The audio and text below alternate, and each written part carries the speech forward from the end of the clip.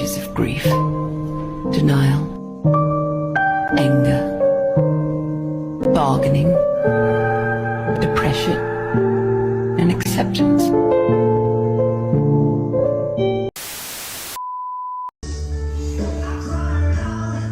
All right, she's on there.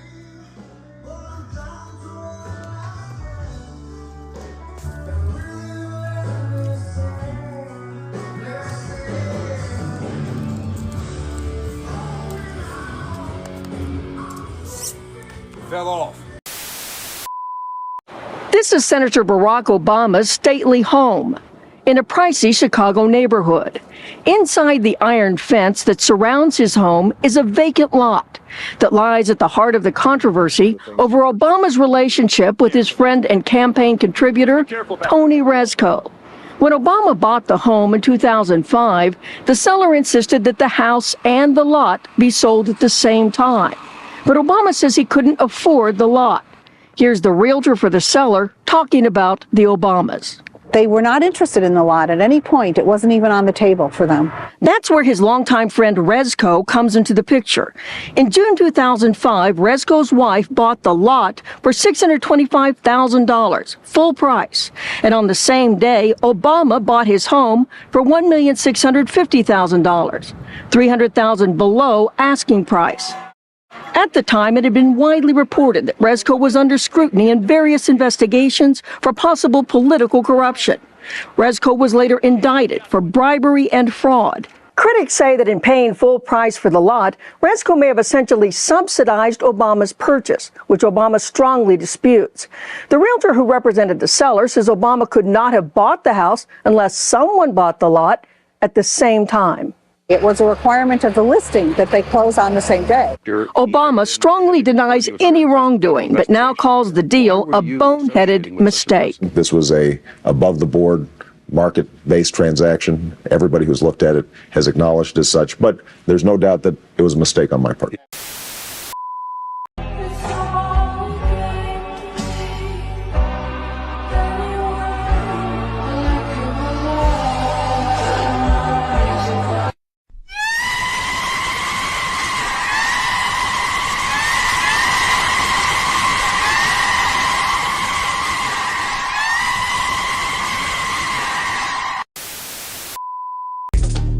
This is America.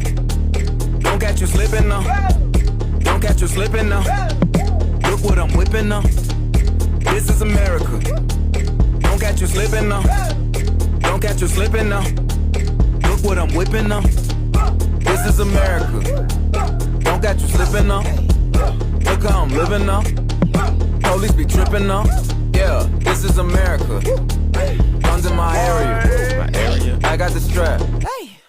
I gotta carry him. Yeah, I'ma go into this. Yeah, this is gorilla.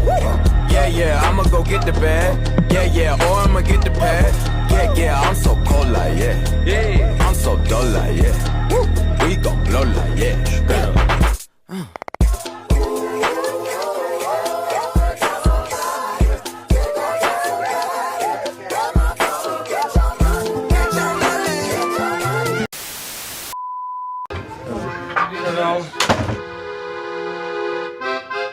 Hi Abe, I wanted to ask you since we met last about the issue of Venezuela, because I heard voices kind of saying it's not so bad, and Latin America is not so bad, but I'm not convinced. And the question You is, have good reason not to be convinced. You have good reason. It is getting worse, right?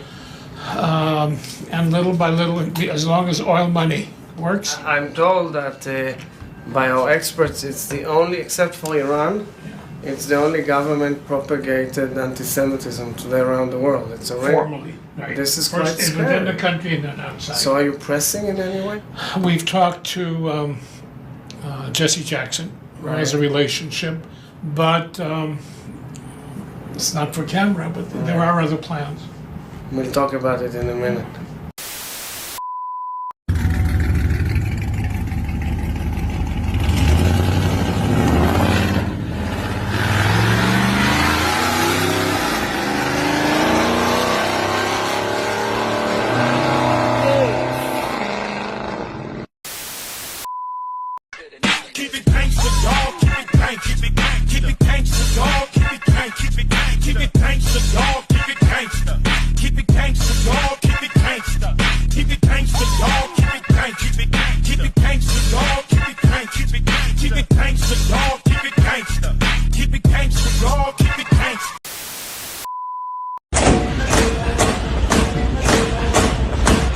Come on, 5 more seconds. Let's go. People, let me tell you about my best friend. He's a warm-hearted.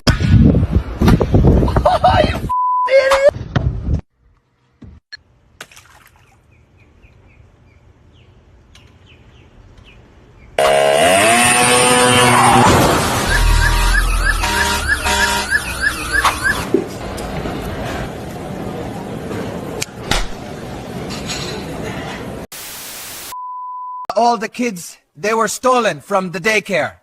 Yes, every single one. We don't know where, they went? Everything is fine, totally fine. Nothing wrong, really. Just say it, don't mess it up. We good? We good? You're saying all the children are missing from the daycare? Yes, all the children stolen, Homeland Security, they maybe took them, Is that okay? but everything totally fine. Yes, very fine. Your parents is a diplomat? Yeah. For what country?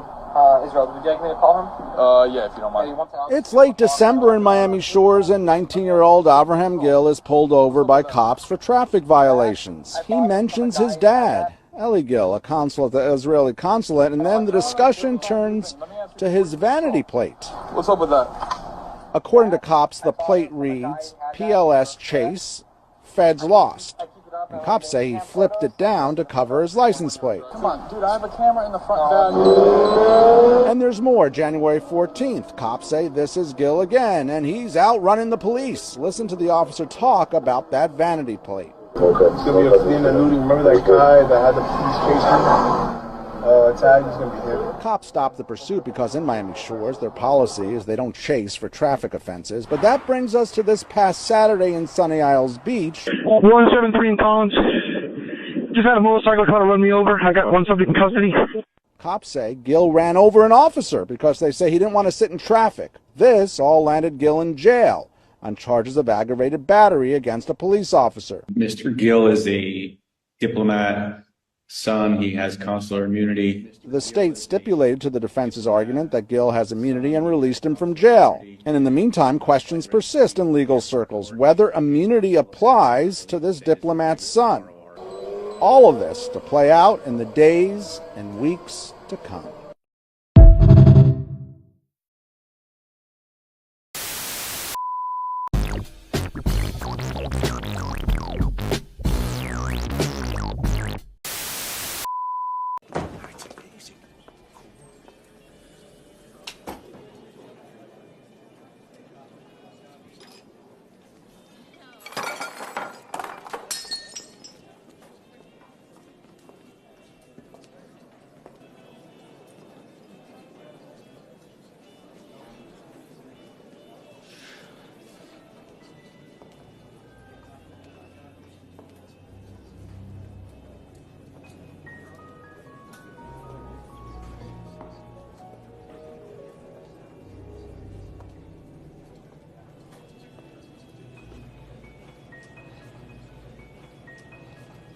What are you doing here? Back from the dead.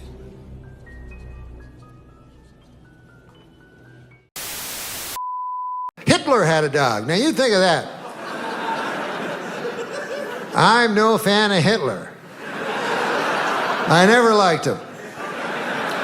I didn't like him before it was cool not to like him.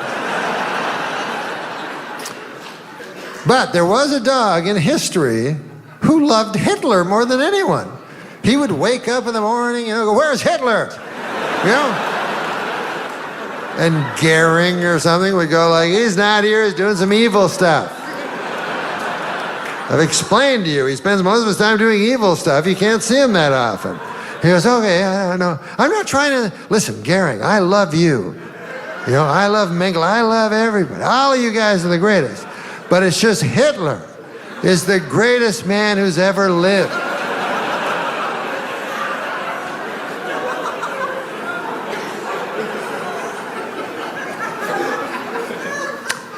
This is why we ask that you don't use recording devices.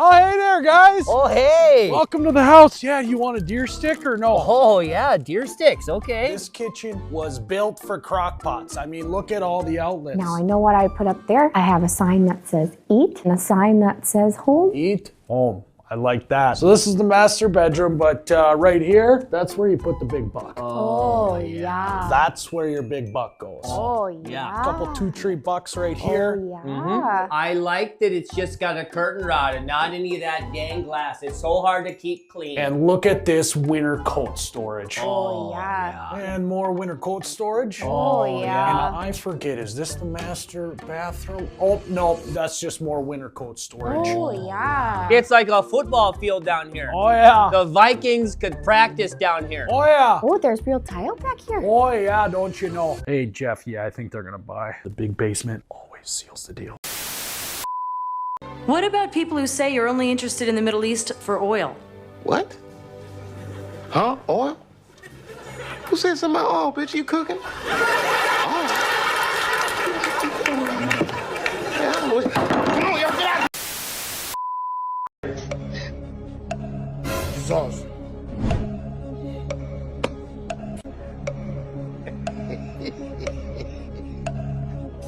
Shay. What? Okay. Help us. There is God. Then Tiagasa. Shay. There is God. You don't have future here. You don't have future. You can never make. 5 years of madness. You know, the next war for us is going to be Venezuela. You know that?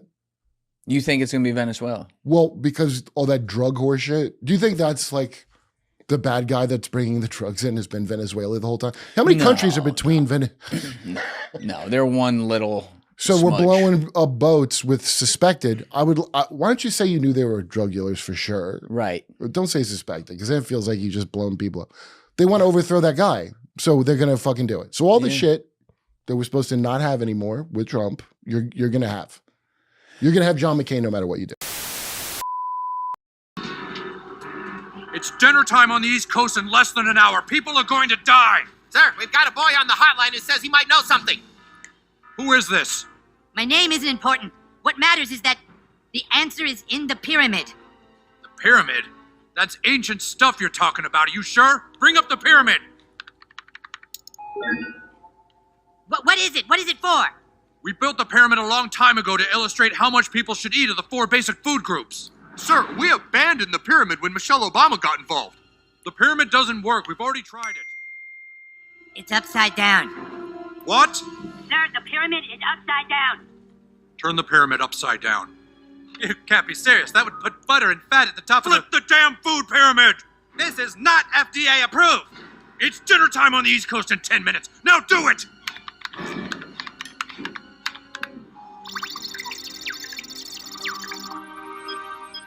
Sir, we've got a match. Nutrition is stabilizing. We've got a well-balanced vaccine, sir! Get the president on the phone. Tell him to have some steak with his butter. In the studio because I am in West Palm Beach, Florida, where I'm about to sit down with Israeli Prime Minister Benjamin Netanyahu. Now, we've spoken before, and it was in the spring of 2024 at the height of the war with Hamas, of course, after the October 7th invasion. And at that time, Prime Minister Netanyahu was really wrestling with getting Hamas under control. And he looked me in the eye at that time and said, I will not stop until we have militarily eradicated Hamas. We have taken them out of governance on the Gaza Strip. With what he calls those beautiful B-2s. There's something. Yes. And so the combined effort of Israel, backed by President Trump and the United States, has changed the Middle East, exactly as I said on day 2. Well, he and I have spoken about this on numerous occasions, and he's formed a presidential commission on religious liberty and appointed me to that commission. And we have rabbis on that commission, and he is deeply committed to religious liberty in this country and around the world. And you are quite right. He is this is very personal with him, and he is very committed to it. And we are meeting every month to focus on religious liberty. And the rabbis on the commission speak about this, and the anti-Semitism in America and around the world is a very real threat that has to be dealt with. Do you think that October 7th gave people a sense of moral authority to express their anti-Semitism? It turned up so hockey stick dramatically after October 7th. Well, because the internet has been flooded by fake propaganda describing Israel as the aggressor instead of the country that's been aggressed upon, saying that falsely accusing us of genocide when we have sacrificed our soldiers in taking out terrorist places that we could have just carpet bombed, and we didn't. We do everything in our power to keep civilians out of harm's way, and Hamas did everything in their power to keep them in harm's way. They shoot people. When we tell Palestinian civilians, please get out of this neighborhood because we're coming in, Hamas shoots them if they want to come out. But they're not only targeting us, and they not only chant death to America, death to Israel, death to America, they want to get rid of us in order to get rid of you. But they're also going after minorities, and specifically against Christians. Christians throughout the Middle East are being oppressed. They're being driven out. It's something that the only safe place for Christians, where the Christian community is growing and thriving, is in Israel. They've been kicked out of Turkey. They've been oppressed in Syria, in Lebanon. Move this man! Diamonds are forever. They won't leave in the night. I've no fear that they might desert me. Diamonds are forever, forever, forever. Diamonds are forever, forever, forever,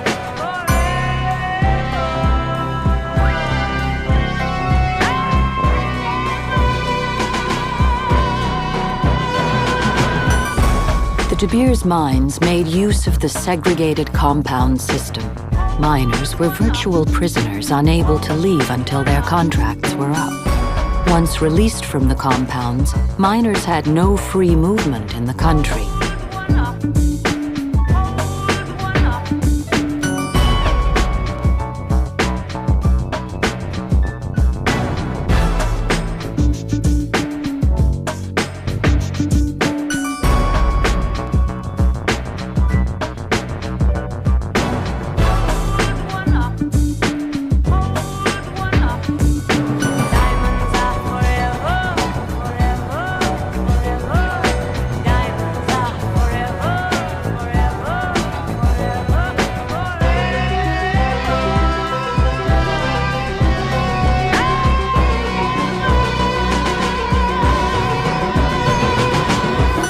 At the height of its power, De Beers controlled over 90% of the world's diamonds. While diamonds are actually relatively common in nature, De Beers could regulate exactly how many consumers reach them. They did aggressive ad campaigns and increased the diamond's worth in the eyes of the general public. They convinced people that there should always be shiny diamonds in wedding rings. Happy anniversary. Stephen, it's beautiful. A diamond is forever.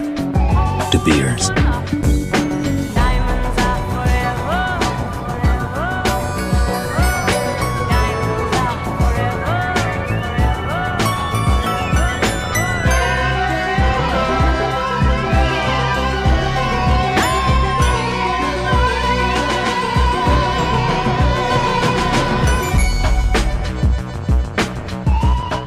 Ernest Oppenheimer, seeing the potential in controlling this giant, began to buy shares in De Beers in the early 1920s. And by 1929, he became the chairman of De Beers, gaining control over the company's vast diamond interests.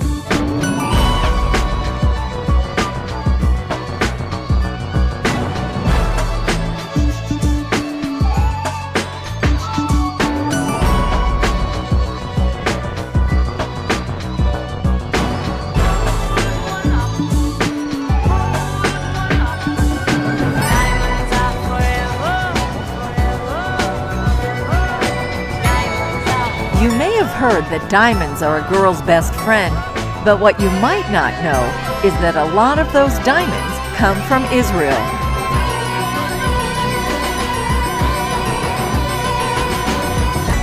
If you have a diamond or ever bought one, you are probably supporting U.S.-Israel trade, even though you probably didn't know it.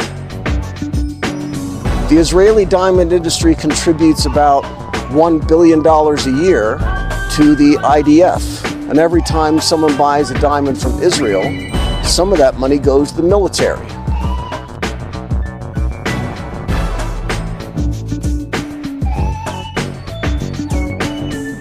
Diamonds and all the associations we have with diamonds is a product of a marketing strategy. This is probably the most successful campaign in history.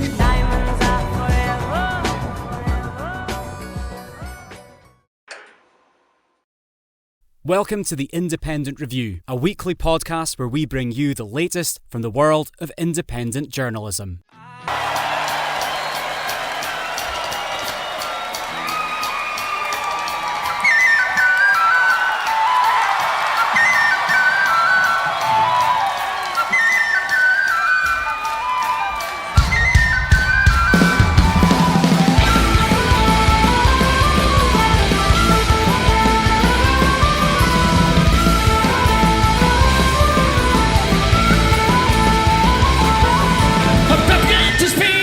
Right in front of me, color out for eyes, when a color of insanity. Cause me through it like a ship I could not race a shark. Well, just as on an animal's dance floor, well, swing a little more in a merry-o. Swing a little more next to me. Swing a little more in a merry-o. Swing a little more, the devil's dance floor. Cause against her face, I could feel her insecurity. I would have been a drunk, and I found I was obscurity. Nothing ever came from a life that was a simple one. Call yourself together, girl, I'm on in the fun. She took me by the hand, I could see she was a farty one. Legs ran all the way up to heaven, I passed that one. Tell me something, girl, what it is you have in store. She said, come with me now, on an endless dance floor. Swing a little more in a merry-o. Swing a little more next to me. Swing a little more in a merry-o. Swing a little more, the devil's dance floor.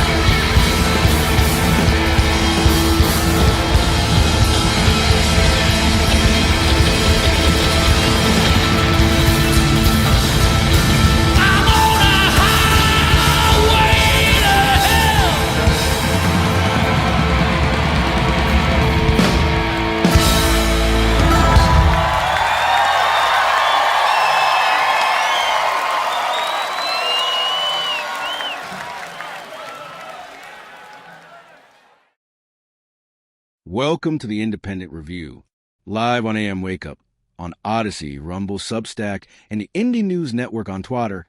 Let's jump right into this first clip with Dave DeCamp of antiwarnews.com. Hey, this is Dave DeCamp from antiwar.com. This is Anti-War News for Thursday, January 8th, 2026.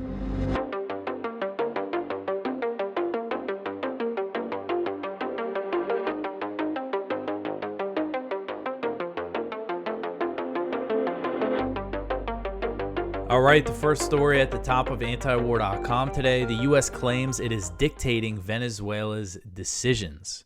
So the White House on Wednesday claimed that the U.S. would be dictating the decisions of the Venezuelan government moving forward, as the Trump administration is attempting to control Venezuela's oil supply following the U.S. abduction of Venezuelan President Nicolas Maduro. So this is White House Press Secretary Caroline Leavitt. She said, quote, "We're continuing to be in close coordination with the interim authorities. Their decisions are going to continue to be dictated by the United States of America," end quote. So she actually used that term, dictated. They're saying we're going to dictate, we're going to tell them to do whatever we want. And all sorts of Trump administration officials are saying similar things. This is from J.D. Vance. He said in an interview on Fox News that the U.S. can control Venezuela by deciding where it's allowed to sell its oil. He said, quote, "We control the energy resources and we tell the regime you're not allowed to sell the oil so long as you serve America's national interest. You're not allowed to sell it if you can't serve America's national interest," end quote. So, I mean, you talk about just open, brazen imperialism. I mean, I don't know if it would be possible to vindicate Hugo Chavez and Nicolas Maduro more than this. To have the U.S. come in, launch an attack on Caracas, kill dozens of people, kidnap Maduro, and say that they're doing it so they can get Venezuela's oil, and saying, you know, now pretty much, if you don't do whatever we say and give us as much oil as we want, we're going to bomb you again. We're going to kill you. Again, I don't know how you could vindicate Chavez or the Chavismo movement more than this.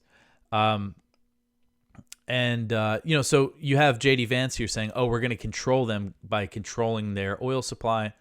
But part of this is also the threat of more military action. And what Trump said about Rodriguez, basically, if she doesn't do what we want, her fate will be worse than Maduro's, which to me sounds like a death threat. And so now there's I mentioned this yesterday.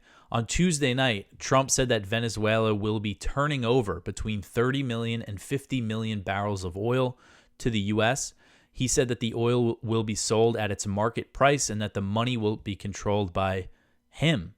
And then Venezuela's state oil company said in a statement the next day on Wednesday that it was advancing an oil sale to the U.S. and that it would be similar to deals with Chevron, the U.S. oil firm that has continued to operate in the country. And then we saw the Energy Secretary, Chris Wright, say that the U.S. will control Venezuela's oil sales indefinitely and that they will deposit revenues from the deals into U.S.-controlled bank accounts. And then there was another post from Trump where he claimed that under this deal, Venezuela will be purchasing U.S. goods with the money made from the sale. He said, quote, "I have just been informed that Venezuela is going to be purchasing only American-made products with the money they receive from our new oil deal. These purchases will include, among other things, American agricultural products and American-made medicines, medical devices, and equipment to improve Venezuela's electric grid and energy facilities. In other words, Venezuela is committing to doing business with the United States as their principal partner. A wise choice and a very good thing for the people of Venezuela and the United States," end quote. So, I mean, you talk about imperial hubris, just having the Trump administration say, they're going to do whatever we want. We're going to, they can't sell their oil unless we sign off on it. And then once they sell their oil, they can only buy stuff from us and what we approve. So this is, man, I just don't see this being something that is going to be tolerated in Venezuela. I mean, we'll see how they handle it, how the government handles it. But I'm sure there's going to be elements of the government, people in Venezuela who are not going to like this, just complete disrespect from the U.S., the way that they're going about this. All right, so the next one here, the U.S. seizes a Russian-flagged oil tanker in the North Atlantic. So U.S. forces on Wednesday boarded and took by force a Russian-flagged oil tanker in the North Atlantic Ocean that it initially tried to seize off the coast of Venezuela weeks ago, an action that drew condemnation from Moscow. The tanker was named the Bella 1 when the U.S. first tried to capture it, but it changed its name to the Marinera and began flying a Russian flag as it was being chased by the U.S. Coast Guard across the Atlantic. And Russia had reportedly asked the U.S. to stop pursuing the ship, but no, just to escalate tensions with Russia, they decided to chase the ship across the ocean and seize it anyway. And the Russian Transportation Ministry did confirm that it became a Russian-flagged ship. It requested a Russian flag, and they granted it to the ship. And the Transportation Ministry said that the seizure violated international law. They cited the UNCLOS Convention. So Russia not happy about it. This picture here was released by U.S. European Command, which announced the seizure. This is a picture from a Coast Guard vessel of the tanker. And Russia's foreign ministry also issued a statement calling for the U.S. to treat any Russian nationals on the crew humanely and for them to be allowed to return home. But according to Caroline Leavitt, they're going to be taken to the U.S. and put on trial. And so this is, again, they're really just escalating this whole thing. I mean, to me, it's like you just, again, completely unnecessarily raising tensions with Russia like this. Like when you're trying to supposedly end a war in Ukraine, doesn't seem too smart to me. But and then Hegseth said that the blockade of sanctioned and illicit Venezuelan oil remains in full effect anywhere in the world. And then the U.S. also seized a second tanker on Wednesday near the coast of Venezuela, according to a statement released by Homeland Security Secretary Kristi Noem. So the U.S. has seized a total of 4 tankers. And, they say, the reason why they say that they seized at least the tanker that was seized in the North Atlantic, they said, it's under U.S. sanctions. So we seized it for violating U.S. sanctions. But U.S. sanctions are just, they don't give the U.S. the legal right to, take someone's property in international waters. But they make it seem like that is the case. All right. So the next one here, Venezuela's military holds funeral for soldiers killed by U.S. attack. So on Wednesday, the Venezuelan military held a funeral for the dozens of its soldiers who were killed by the U.S. attack on Caracas that led to the abduction of Venezuelan President Nicolas Maduro. At least 24 Venezuelan security personnel were killed in the U.S. attack, and Cuba has confirmed that 32 of its troops were killed while attempting to defend Maduro. Civilians were also killed in the attack, but at this point, it's unclear how many. You see this picture from the funeral here. So the Venezuelan military put out a statement on its dead. It said, quote, "Their spilled blood does not cry out for vengeance, but for justice and strength. It reaffirms our unwavering oath not to rest until we rescue our legitimate president, completely dismantle the terrorist groups operating from abroad, and ensure that events such as these never again sully our sovereign soil," end quote. Another thing, if it does turn out that there was some sort of collaboration from within the Venezuelan military and the U.S., we don't know if that's the case. There's some reports that indicate that. And if it is the case, we don't know how many people it was or if everybody knows. But you got to think that there's going to be some people within the ranks who are not happy about that, especially with how this attack went down. It was a very violent, a lot of bombing. Anyway, so the U.S. military has said that about 200 U.S. troops took part in the raid and 7 were injured, with 2 still recovering from their wounds. The attack involved heavy airstrikes before sending in a Delta Force team to kidnap Maduro and his wife, Cilia Flores, who was injured in the attack. Venezuela's interior minister, he said on Wednesday, I just saw this, so I updated the story just right before I started recording. He said that at least 100 people were killed by the attack. No breakdown yet of military and civilian. And U.S. officials have said that they assessed that about 75 people were killed in the attack, including dozens who were killed during a gun battle at the presidential compound. And that's where U.S. troops were wounded. And one U.S. helicopter was hit, was almost shot down. So one of the U.S. airstrikes, you see this other picture here from another funeral, hit an apartment building and killed an 80-year-old woman, Rosa Elena Gonzalez. And this is a picture from her funeral. You see the crucifix there. This is a Catholic family. Venezuela is a Catholic country. That's why in this first picture you see at the military funeral, you see a priest. And, you see all these people that, I just see so many people supporting this attack on Venezuela. People on the right that are rightly angry when Israel kills Christians in Gaza or the West Bank. But doesn't seem to mind that this attack on Venezuela involved killing all these people in what is a Catholic country. And there's a quote here from Jose Luis Gonzalez, who is the woman's brother. He said, quote, "She was a very simple woman, very well-mannered, an impeccable woman, good, kind. It caught us all by surprise. We never thought things would happen like this in this way," end quote. And a second person was also severely injured in that strike. All right, so the next one here, the U.S. bombs Somalia during helicopter raid. So the U.S. launched an airstrike against al-Shabaab in southern Somalia during an attack overnight, January 3rd to January 4th, according to a press release from U.S. Africa Command. AFRICOM said that the strike occurred in the vicinity of Jilib, Somalia, approximately 100 kilometers north of Kismayo. And again, this is far south in Somalia. And the command offered no other details about the strike, but the date and location are the same area where Somali media reported that the U.S. and Somali government forces launched a helicopter raid supported by drones against al-Shabaab. So I'm not sure if that means U.S. military personnel were on board the helicopters and went on the ground. I don't know, but we do know now that the U.S. launched an airstrike during this attack. And according to the Somali Guardian, the U.S.-backed Somali military claimed the attack killed 15 al-Shabaab militants and wounded 8 others. Al-Shabaab gave a different account, saying that the operation killed 1 civilian and wounded several others. Neither side offered evidence, and the claims are unverified, and AFRICOM offered no details, no assessments on casualties or potential civilian harm. And the U.S. also launched airstrikes in Somalia's northeast Puntland region on January 1st, January 2nd, and January 3rd.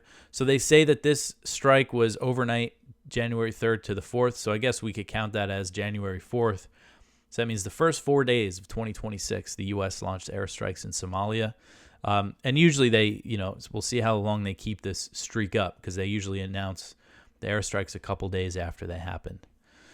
Of course, no coverage of this that I've seen. I didn't do a thorough search, but in any U.S. Mainstream media. Next, we have this clip from the Indie News Network.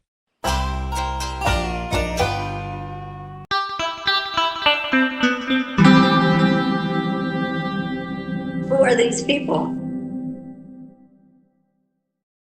All right. Now, again, this is going to get extensive, but we're going to start with what happened in Venezuela. So, what happened? 5 days ago, and this was published on Saturday. So, Saturday morning, we all wake up. Now, we've been talking about Venezuela for a while. Saturday morning, we all woke up at 2 a.m. that special forces went in and captured, see, I used corporate media's talking point. They kidnapped Maduro and his wife, allegedly at gunpoint, but without a shot fired, and weird. But we all found out that he was being arrested, put on a helicopter, and taken to the U.S. to stand trial. So Dr. Rami Al-Adwan started with that 5 days ago, the real president of the United States, Bibi Netanyahu, visited the U.S.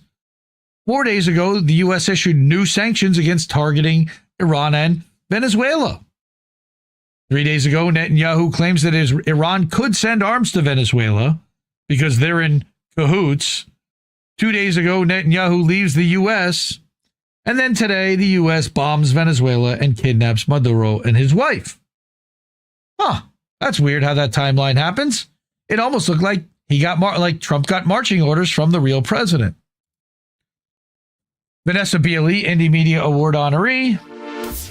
All right, she says Trump peace bombs Caracas. The U.S. is a terrorist state. And here are some of those bombs being dropped over Caracas. You can see the sorties and you can see the explosions. There's the planes and ba-boom, ba-boom, ba-boom, coordinated droppings, explosions. Right? And then you have this one. Looking at it from much higher up, much higher elevation. Just where all these explosions are. Right? So, what happened? So, Eva Bartlett says, another Indie Media Award honoree, first, Trump's fake war against narco-terrorists. Now the U.S. criminals unleash a series of bombings on Venezuela. The U.S. ambitions are very clear, and it has nothing to do with protecting Americans or bringing democracy to Venezuela. It's the same murderous, thieving playbook which the U.S. uses to pillage and destroy. And she used some of the same footage, but she also has this video from RT.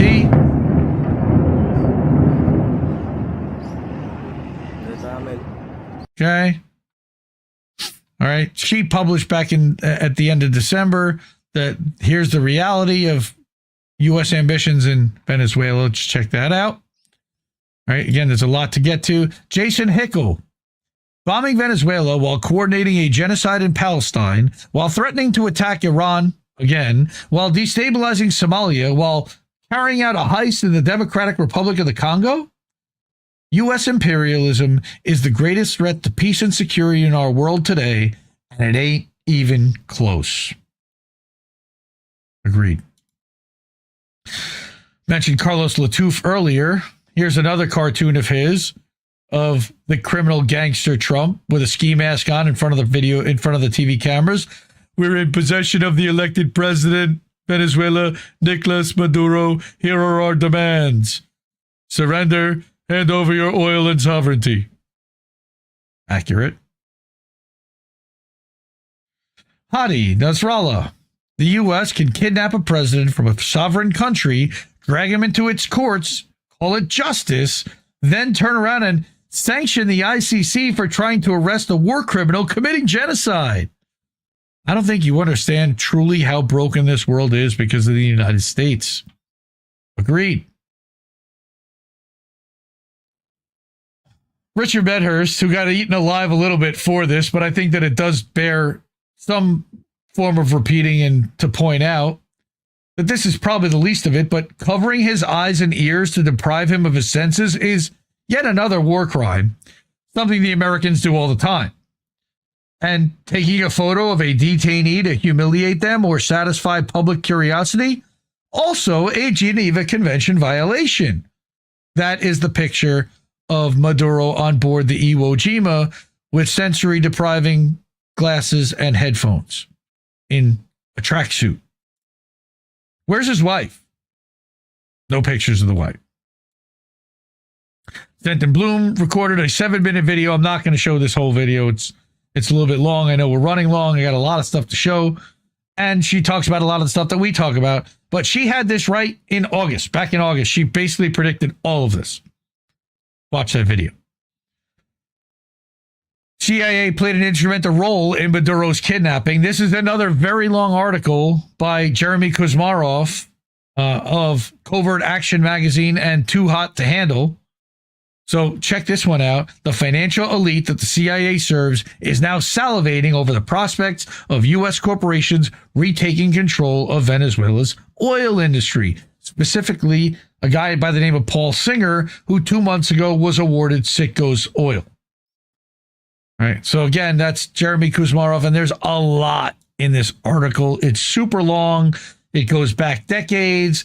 Again, you're seeing pictures of Creole oil, Creole petroleum, and John Lonergan, and 1976, father of now President Delcy Rodriguez, right, died in prison after being interrogated by U.S. intelligence agents. There's a lot of history here that I think a lot of people don't necessarily know. All right. Yeah. Nicolas Maduro charged with felony oil possession. Haha. Right. Continuing, Reef actually found this early on Saturday morning. Something from Joe Biden. Well, it looks like Trump is doing the old Biden plan, bombing Venezuela. Do y'all really get how new boss, same as the old boss, rinse and repeat is getting really fucking stale by now? Please, I beg you, look at who's actually making decisions and why they're doing it. What do we mean? Well, let's pause. Let's start over. To put it in very personal terms for a moment, Joe Biden, me, I would settle for a world in which I could worry about the same kinds of things that my parents worried about, in which I only had to worry about the grades my children got in school rather than the drugs they're being exposed to, in which I only had to worry about the prices my wife had to pay at the supermarket instead of fearing that she might get mugged by a junkie in the parking lot as she loads her groceries into the car. Listen to this shit. In which tonight, I could call my mom just to wish her pleasant dreams, not for the purpose of making sure she's safe in her own home. That's the kind of world I want. That's the kind of world you deserve. In a nutshell, the president's plan doesn't include enough police officers to catch the violent thugs. He loves cops. Not enough prosecutors to convict them. Not enough judges to sentence them. And not enough prison cells to put them away for a long time. We disagree with the president's decision to cut back on our previous commitment to protect against drugs coming across the border, to cut the Customs Service, the Coast Guard, and the Border Patrol. We think we should do more to stem the flow of drugs across our borders, and we think we should go one step further. Let's go after the drug lords where they live, with an international strike force.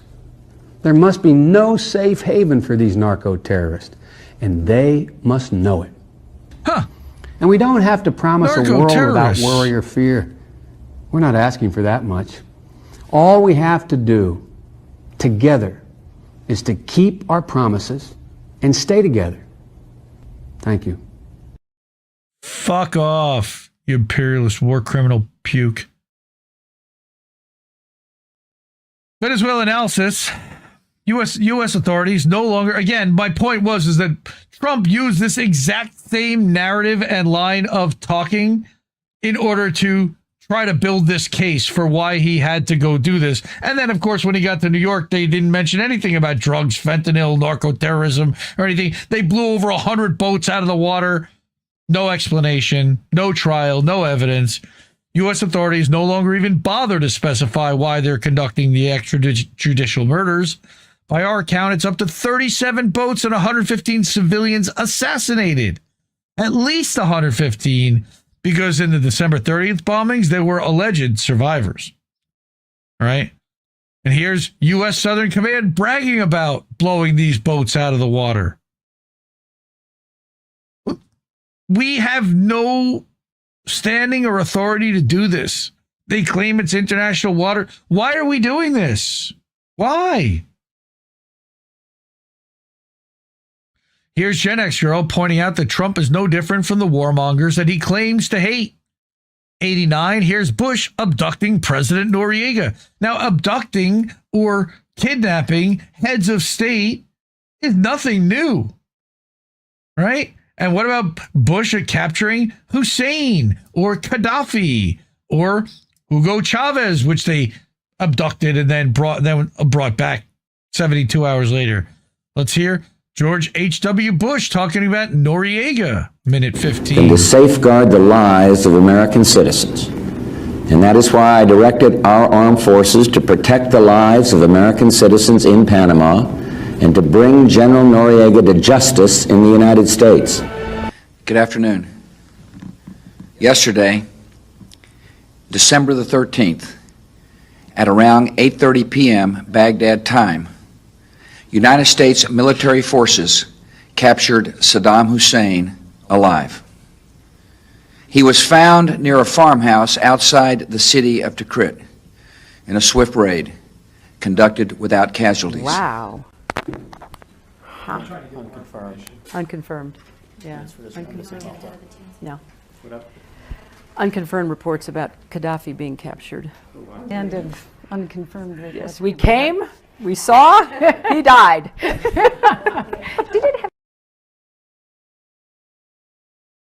No difference.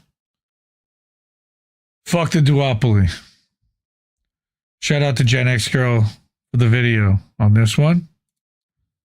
Matt Kennard pointing out that Starmer said that he needed to establish all the facts before commenting on the capturing and kidnapping illegal rendition of Maduro. What I can say is that the UK was not involved in any way in this operation, and he was waiting for his marching orders before he had an opinion. Fucking cowardice puke. Now, Colin challenged people who there was an entire narrative, even coming from corporate Democrats, about what a dictator Maduro was, except that he was legally, duly elected in his country in 2024. We covered that on How Do We Miss That?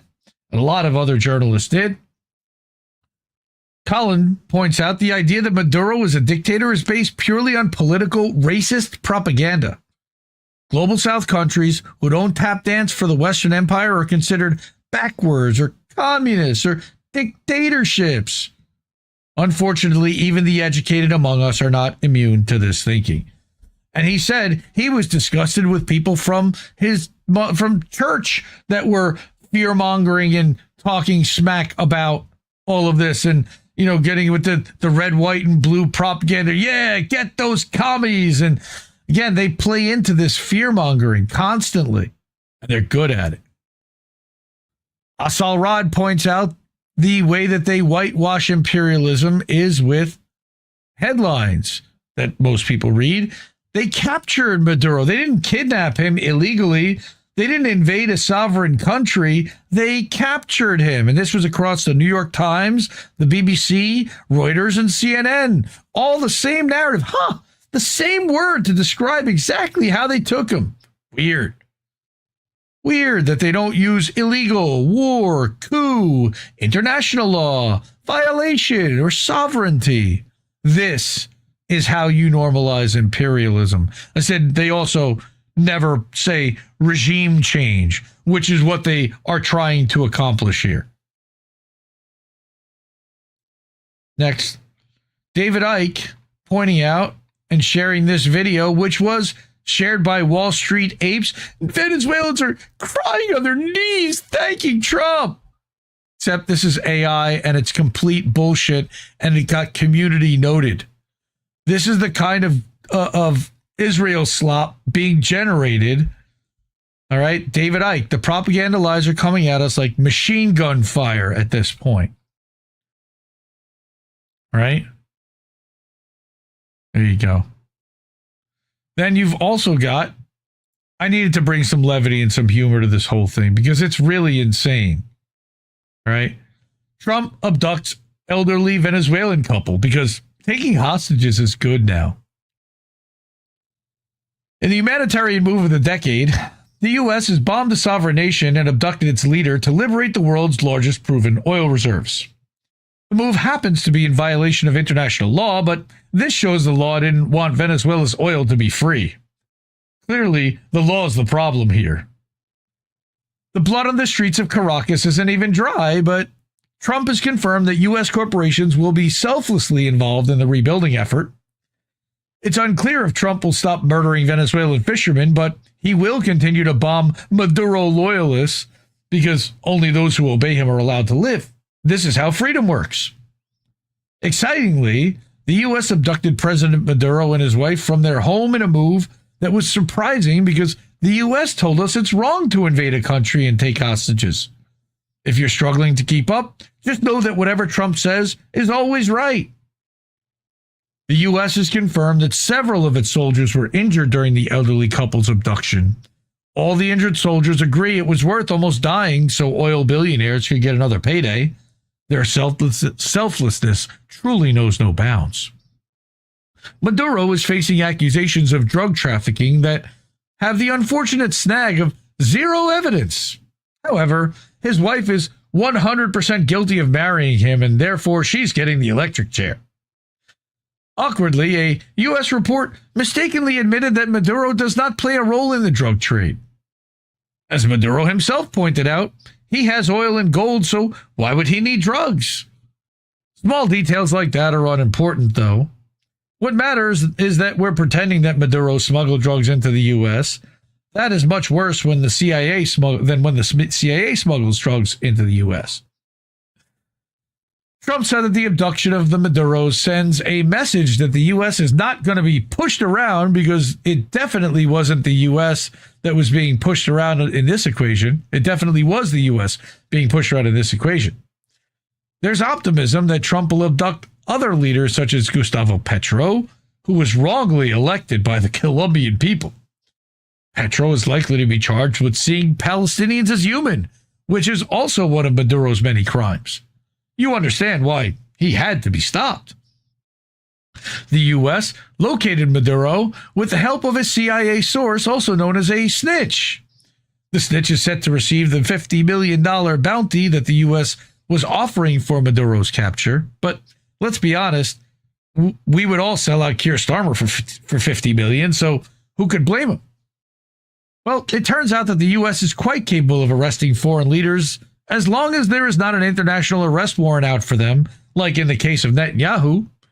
That is one situation where it would be wrong to arrest an international leader, right? Trump doesn't recognize Maduro as the leader of Venezuela, claiming that the Venezuelans did not elect him. He would therefore like to install Maria Machado because Venezuelans also did not elect her. Consistency, of course, is important. Machado, who has a face that Venezuelan children see in their nightmares, was jubilant as bombs rained down on Caracas. She cheered on the murder of her people like only a winner of Nobel Peace Prize could. The U.S. believes in freedom and democracy so much that it wants to install Machado, even though 91% of Venezuelans disapprove of her. Machado was aware that this move would be controversial, so she's decided that Edmundo Gonzalez should be the one who gives the oil and gold to the U.S. She's a true patriot. If Venezuelans protest against the looting of their country, they'll be gunned down in the street, because that sort of thing's only wrong when it happens in Iran. The U.S. is making preparations to ensure Venezuelans never elect a socialist again. Obviously, it's terrible when elections are rigged in Latin America, unless it's somewhere like Honduras where the U.S. was doing the rigging, in which case it's fine. Although Venezuelans were overwhelmingly against the airstrikes and abductions, the BBC was only able to interview the handful of Venezuelans that supported them. Amazing. One teary man even said that, "At last, our oil is free. It might not be used to fund our services or help the Venezuelan people, but at least Trump has it now. I only hope he can continue to bomb our people to remind us to know our place." The BBC is confident that this person's views are totally representative of ordinary Venezuelans, and so is Laura, of course. Tongue planted so firmly in cheek. I love that writer. Amazing. Normal Island News, another Indie Media Award honoree. NormalIsland.co.uk. Go subscribe, go support them over there. Vanessa Beeley also wrote an article, 14 points on the Trump kidnap of Venezuelan President Maduro on the 6th anniversary of the Trump assassination of Soleimani. Oh, yeah, he did that too. That was really Michael Bolton, apparently. John Bolton, not Michael Bolton. Michael Bolton saying what a man loves a woman. All right, so read the Vanessa article, thewallwillfall.org. This one I wanted to go through, and I know Angel in the Afternoon did a bang-up job the last couple days. If you want a lot more about what happened and what's going on in Venezuela, Angel was covering it in real time on his show. He did a show Friday for a couple hours. He came back and did a special on Saturday after they kidnapped Maduro, and then after they had him in court for an indictment, okay, and read the indictment and charged him, he went live last night and did another hour and a half. Go support Angel over at Angel in the Afternoon, right? So Esha, over at Historically, friend of the show, She published this incredible thread, and I want to go through this because this just shows what amateur hour this whole thing really is. Reading this alleged indictment against Maduro, right away, she points out that right in the first paragraph in the introduction, they mean to say export, but saying that he corrupted once legitimate institutions to import tons of cocaine into the United States. No, Venezuela was exporting tons of cocaine. And that's just the first mistake of a ton of little mistakes that they clearly rushed through and did not take their time. There are very rarely legal kind of documents that look like this. She says the National Assembly, when it was opposition controlled, passed zero laws. Therefore, this claim was such bullshit, all right, of him disbanding that. Right? The complaint about the low quality cocaine shipped to New York is hilarious. Right? And that possession of machine guns, dude, he has an entire army behind him. What do you mean he has possession of machine guns? He's allowed. He's the leader of a country. All right? Here's the ICJ ruling of the Democratic Republic of Congo versus Belgium. Heads of state are immune from foreign prosecution. Southern District of New York calls Maduro a de facto but illegitimate to bypass this? That's also nuts. Says who? Edison Research? Is the U.S. sure that it wants this precedent given previous presidential conduct here? Probably not. Right? Keep going. Here's more bullshit. One charge is that supporting a foreign terrorist organization, but the Zetas were not designated one until 2025, right? But they're talking here about the Zetas. You see the Zetas highlighted there, right? And that was back before then. It was an object back that he did engage in contact that would be punishable for distribution of 5 kilograms, right? The Zetas before all of this. I don't see the date on that one there.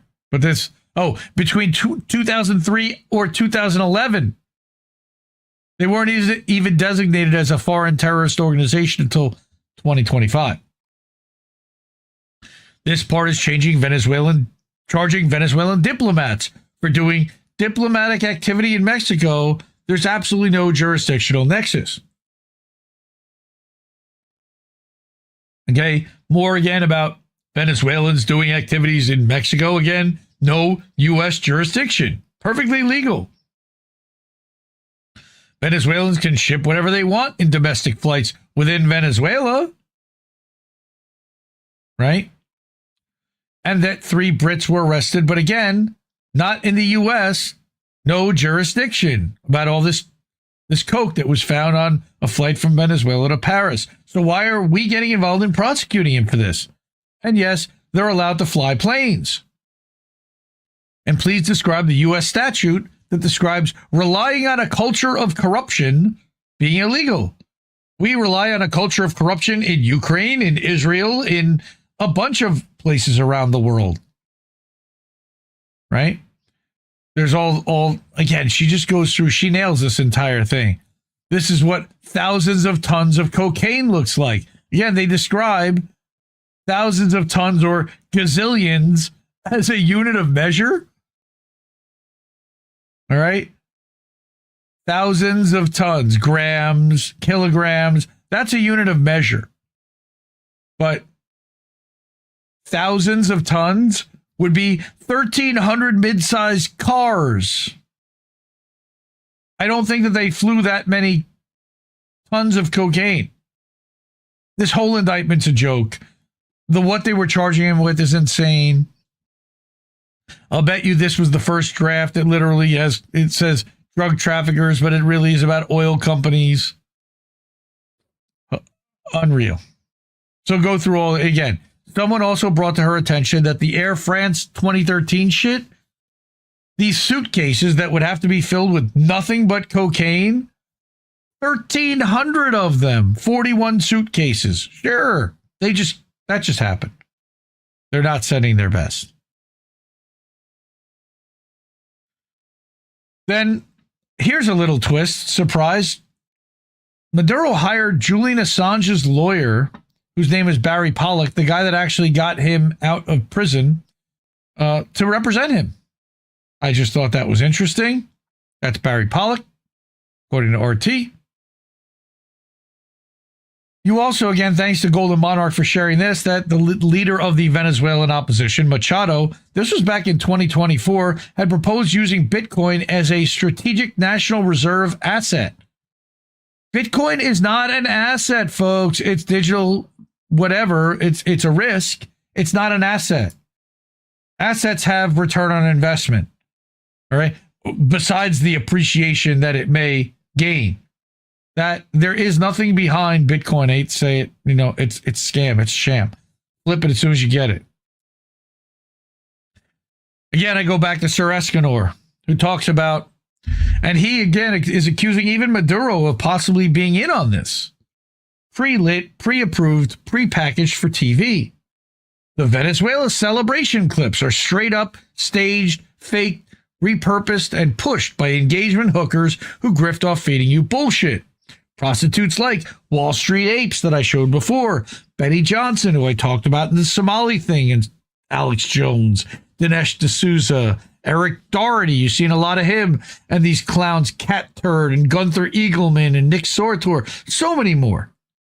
If you look at what happens every single time, if everyone sees exactly what they were trained to see, if you're on Team Red, Trump say Venezuela.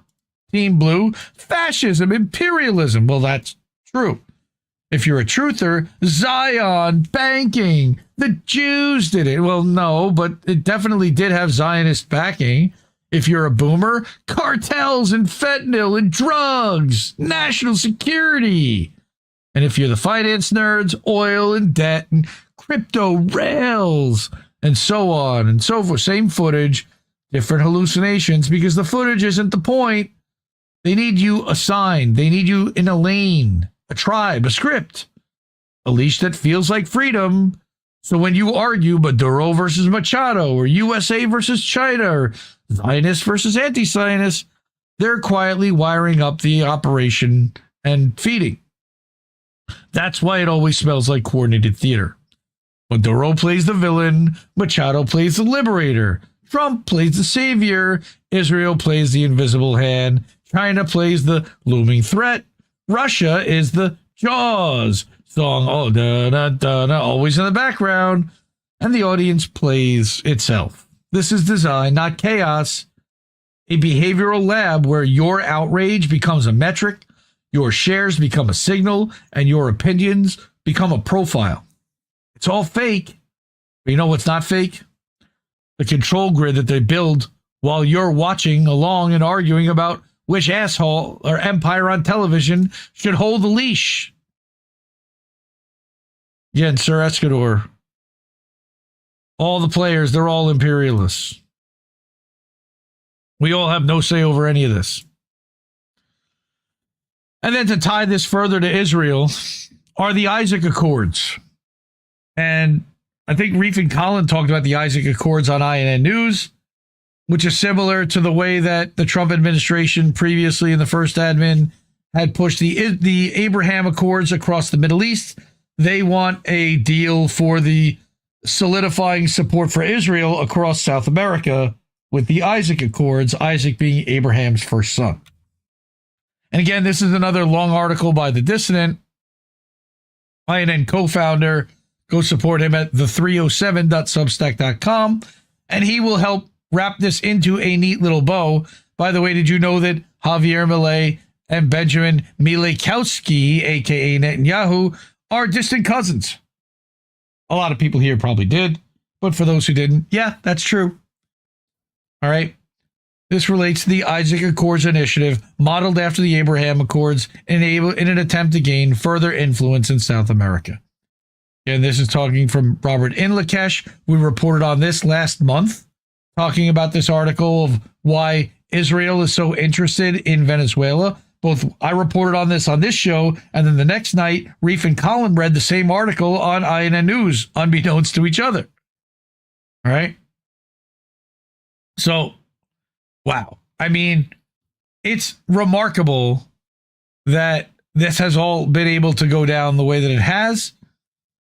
That there aren't more people, that are so many people are falling for it because, like Escanor said, they're placed into their own little bubbles and their own little kind of groups. And everybody is screeching part of the narrative, but very few are stepping back. Thank you so much from Kameshwari Kate. But so few are stepping back and looking at the big picture. Let's see what Kate has to say. Thanks for the breakdown of all the lanes. It gives structure to the way we all see things from our own lanes and end up fighting with each other. Thank you, really. Yeah, we need to be fighting again. Punch up. And I can't stress that enough. We need to be punching upwards. Right? And again, all these reports, with the exception of the one from Axios about walls, these all came from independent sources. We can do this and report on what's happening and call out the bullshit and exactly why this is happening and how and who's motivated and benefiting from it by using exclusively independent sources. Next, we have this clip from the latest video from TruthStream Media.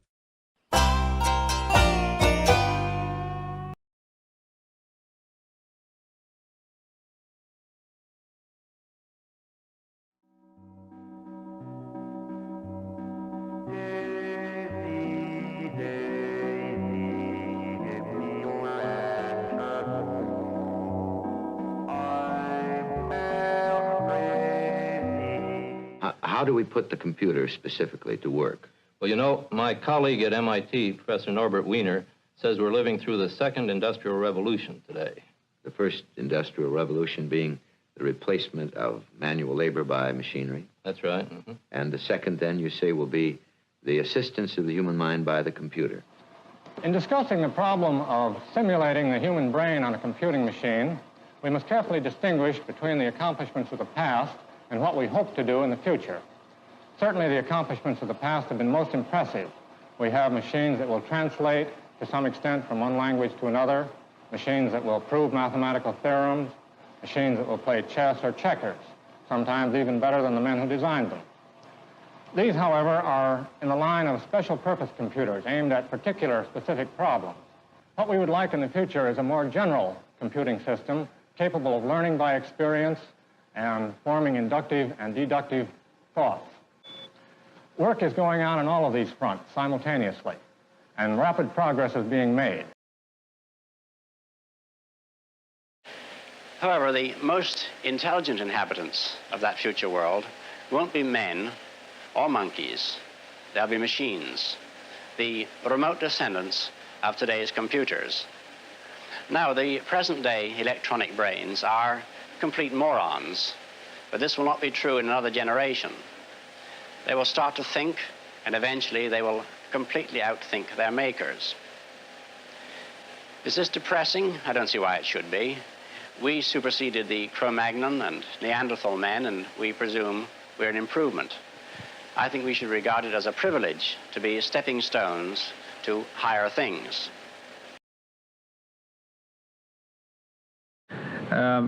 What is the audience getting from this? One of the effects of switching over to circuitry from mechanical moving parts and wheels is an enormous increase in the amount of information that is moving. Yes. You cannot cope with vast amounts of information in the old fragmentary classified patterns.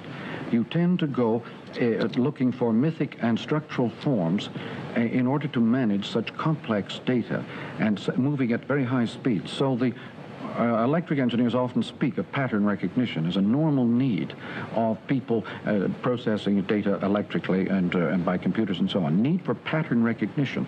It's a need which the poets foresaw a century ago in their drive back to mythic forms of organizing experience.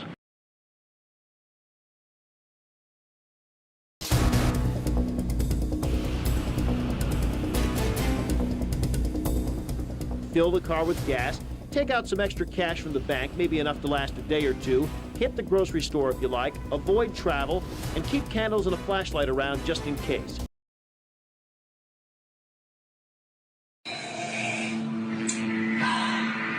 Tea.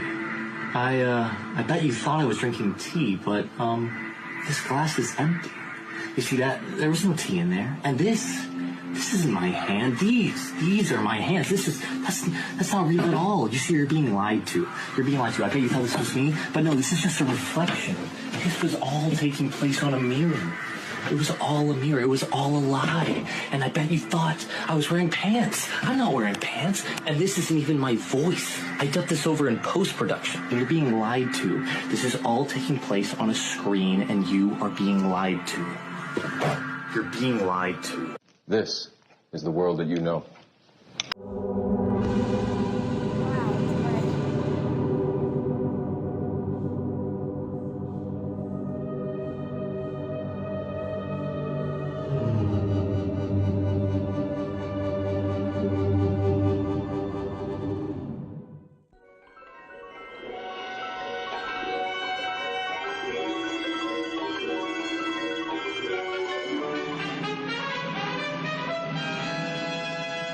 What are they designing in there? A simulation is the act of simulating, or assuming an appearance which is feigned or not true, as distinguished from dissimulation, which disguises or conceals what is true. A dissimulation is the act of dissembling, a hiding under a false appearance, concealment by feigning false pretension or hypocrisy. Therefore, a simulation is a pretense of what is not, and a dissimulation is a concealment of what is.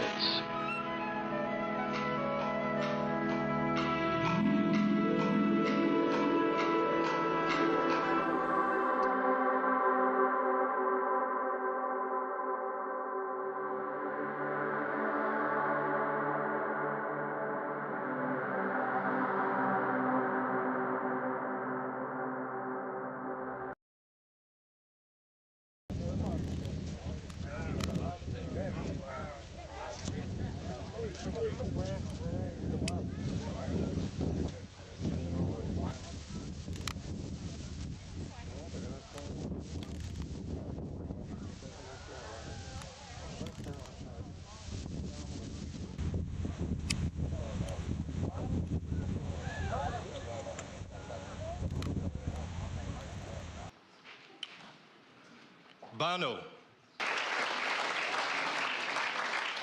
Irvin Magic Johnson. William Sanford Nye. David M. Rubenstein.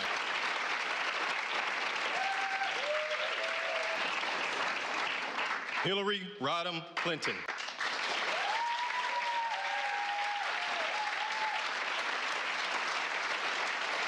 Accepting on behalf of George Soros is Alex Soros.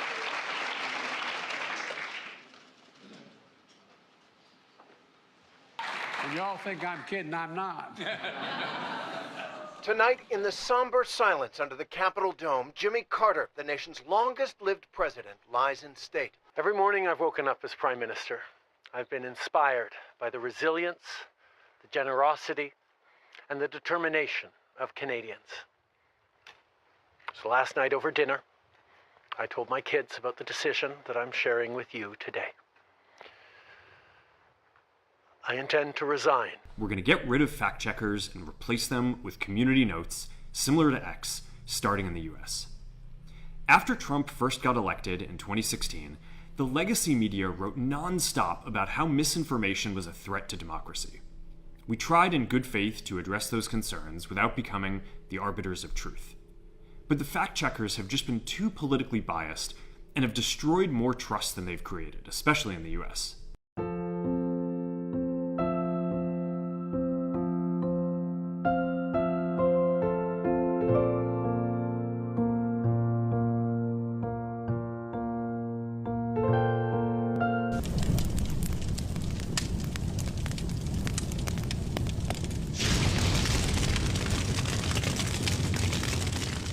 Governor Gavin Newsom, welcome back to Meet the Press. Good to be with you. Thank you so much for doing this. Thank you. 6 different wildfires raging right now. Do you have the resources to combat all these fires at this hour? Sure. The first item that President Trump is signing is the rescission of 78 Biden-era executive actions, executive orders, presidential memoranda, and others.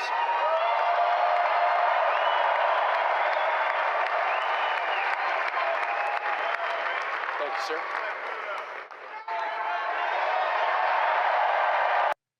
As you know, there's great competition for AI and other things, and they're coming in at the highest level. We're joined by Oracle Executive Chairman Larry Ellison, SoftBank CEO, my friend Masa Yoshi-san, and CEO of OpenAI, and I would say the by far the leading expert based on everything I read, Sam Altman. So that's great that you're coming in together. That's a massive group of talent and money.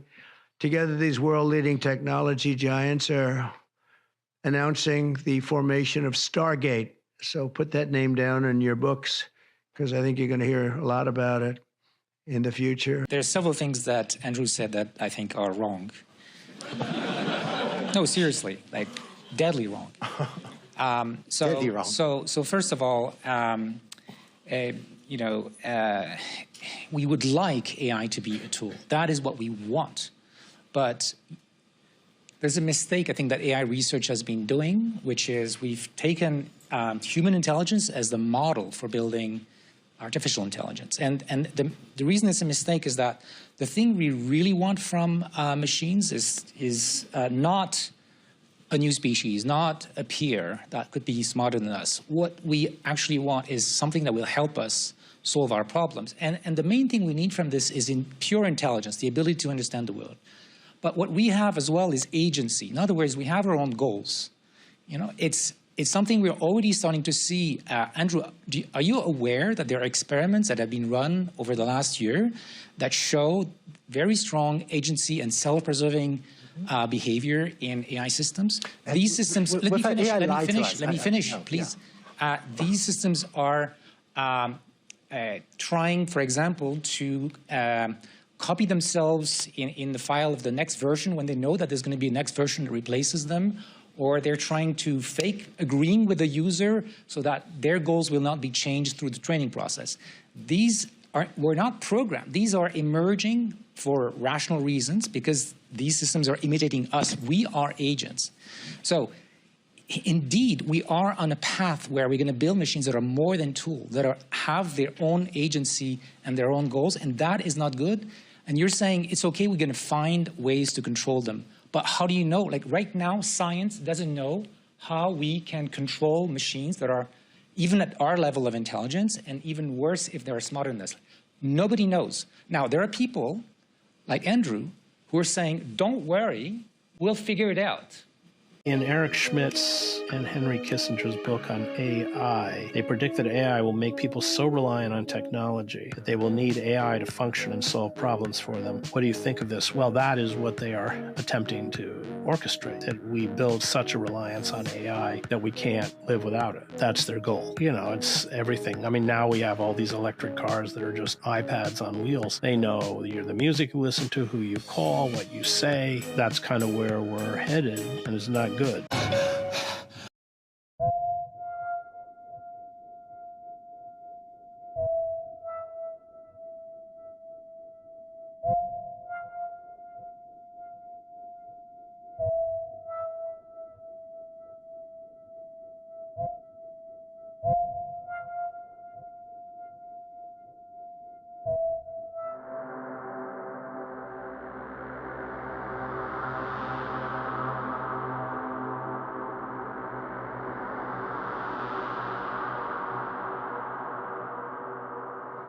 Diam. Apa ya Allah? Apa diam. And with AI, over the next decade, that will become free, commonplace. You know, great medical advice, great tutoring. And it's kind of profound because it solves all these specific problems, like we don't have enough doctors or, mental health professionals. But it brings with it kind of so much change. What will jobs be like? Should we, just work like 2 or 3 days a week? So I love the way it'll drive innovation forward. But I think, it's a little bit unknown. Yeah. Will we be able to shape it? And so legitimately, people are like, wow, this is a bit scary. It's completely new territory. I mean, will we still need humans? Not for most things. We'll decide. What would art be like without emotions? It would be empty. What would our lives be like without emotions? They would be empty of values. 1,000 of the world's best artists have come together to produce a brand new album. Now, while they're not exactly bangers,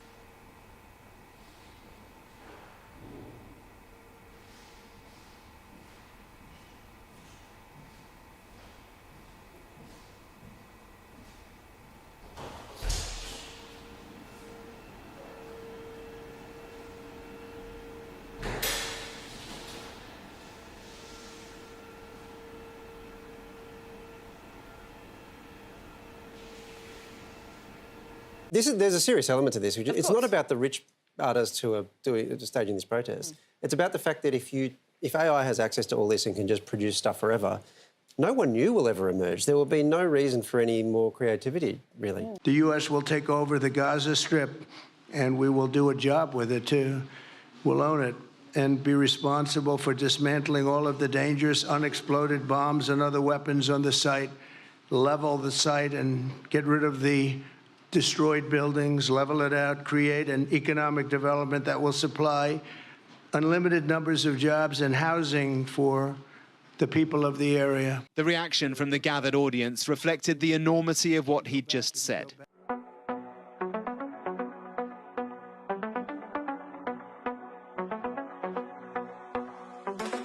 Donald is coming to set you free, bringing the light for all to see. No more tunnels, no more fear. Trump Gaza is finally here. Trump Gaza shining bright, golden future, a brand new light. Feast and dance, the deal is done. Trump Gaza, #1. Trump Gaza shining bright, golden future, a brand new light. Feast and dance, the deal is done. Trump Gaza, #1. We're going to add $328 billion to the deficit this year. We're going to add $295 billion to the deficit the year after that, and $242 billion to the deficit after that, under the rosiest assumptions. Why would I vote for that? Right now, you're going to see some Epstein information being released. Today, conservative commentators responded at the White House carrying binders labeled Epstein files. Now, it's not clear what's inside the binders. They have a lot of population data. The NHS in the UK has an incredible amount of population data, but it's fragmented. It's not easily accessible by these AI models. We have to take all of this data we have in our country and move it into a single, if you will, unified data platform, so we provide context. When we want to ask a question, we've provided that AI model with all the data they need to understand our country. So that's the big step. That's kind of the missing link. We need to unify all of the national data, put it into a database where it's easily consumable by the AI. After I posted about 2024 being the warmest year on record, I got a tweet that said NOAA is manipulating their data to make the older temperatures colder and the more recent or modern ones warmer. They even had a chart. The data in that chart comes from the U.S. Historical Climatology Network. It's all part of NOAA, and they do adjust their data. They've done it for years. They change and adjust things all the time, but they don't hide any of that. They do it because that's how you do science. I don't think that taxpayers are stupid. We're not paying physicists for crazy new hype. We want to see results. And soon taxpayers will start asking some tough questions. An example. So they told you that this Dune experiment that's being built from some billions of dollars of public funds at Fermilab will tell us why we exist or why the universe didn't disappear. I regret to inform you that it won't do any such thing. Regardless of what the result of the Dune experiment will be, it'll not tell us why the universe contains more matter than antimatter, because this question is impossible to answer within the context of our current theories. What will the experiment do? It'll measure some properties of neutrinos. What's that good for? It's good for keeping particle physicists employed. And has anyone even noticed that the US government spent another $2 billion or so on a new particle collider at Brookhaven? Its purpose is to improve measurements of the quark and gluon distribution inside of heavy ions. What's it good for?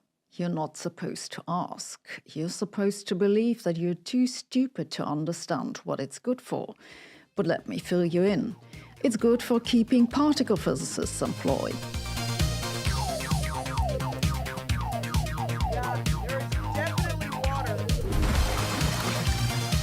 Any sufficiently institutionalized science is akin to magic.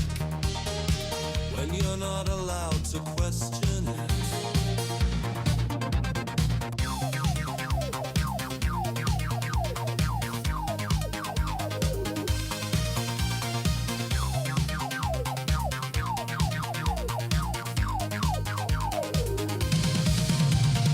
Any sufficiently advanced technology is akin to magic. When you're too dazzled to question it. So a famous classical poet said, "We hate and we love. Can one tell me why?" Catullus. Science does not answer why questions. We are now at an age where the truth is determined by a machine is probably the biggest wake-up call for humanity. Do not believe anything ever again. Because the idea of asking a question and getting one answer for it is by absolute certainty not true. We will soon have not only artificial intelligence, but much sooner than anticipated, artificial general intelligence. And not in too distant future, artificial superintelligence. What is artificial and superintelligence? I'll quote my dear friend Elon Musk. Well, Elon said about artificial superintelligence, "I'm not looking forward to being a house cat." Like people ask the AI, like, which is worse, like global thermonuclear war or misgendering Caitlyn Jenner? And it would say, misgendering Caitlyn Jenner is worse than global thermonuclear war. And we're like, okay, we got a problem here, guys. And even Caitlyn Jenner said, like, no, definitely misgender me. That's way better than everyone dying. But if you program an AI to think that, like, misgendering is the worst thing that could possibly occur, then, well, it could do something totally crazy, like, in order to ensure that there's no misgendering that can ever happen, we'll just annihilate all humans.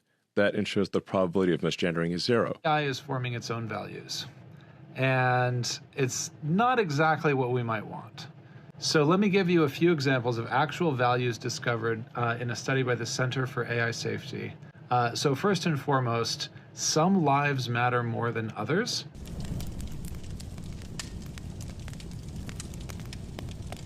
We're reprogramming the matrix. Like, success was never one of the possible outcomes. There's a Kobayashi Maru situation. The Kobayashi Maru, sir. Are you asking me if we're playing out that scenario now? Will you tell me what you did? I reprogrammed the simulation so it was possible to rescue the ship. What? If you're in the matrix, success was never possible. I changed the conditions of the test. Got a commendation for original thinking. I don't like to lose. The only way to achieve success is to reprogram the matrix such that success is one of the possible outcomes. Then you never faced that situation. Faced death. I don't believe in the no-win scenario. That's what we're doing. Yeah. We may or may not succeed.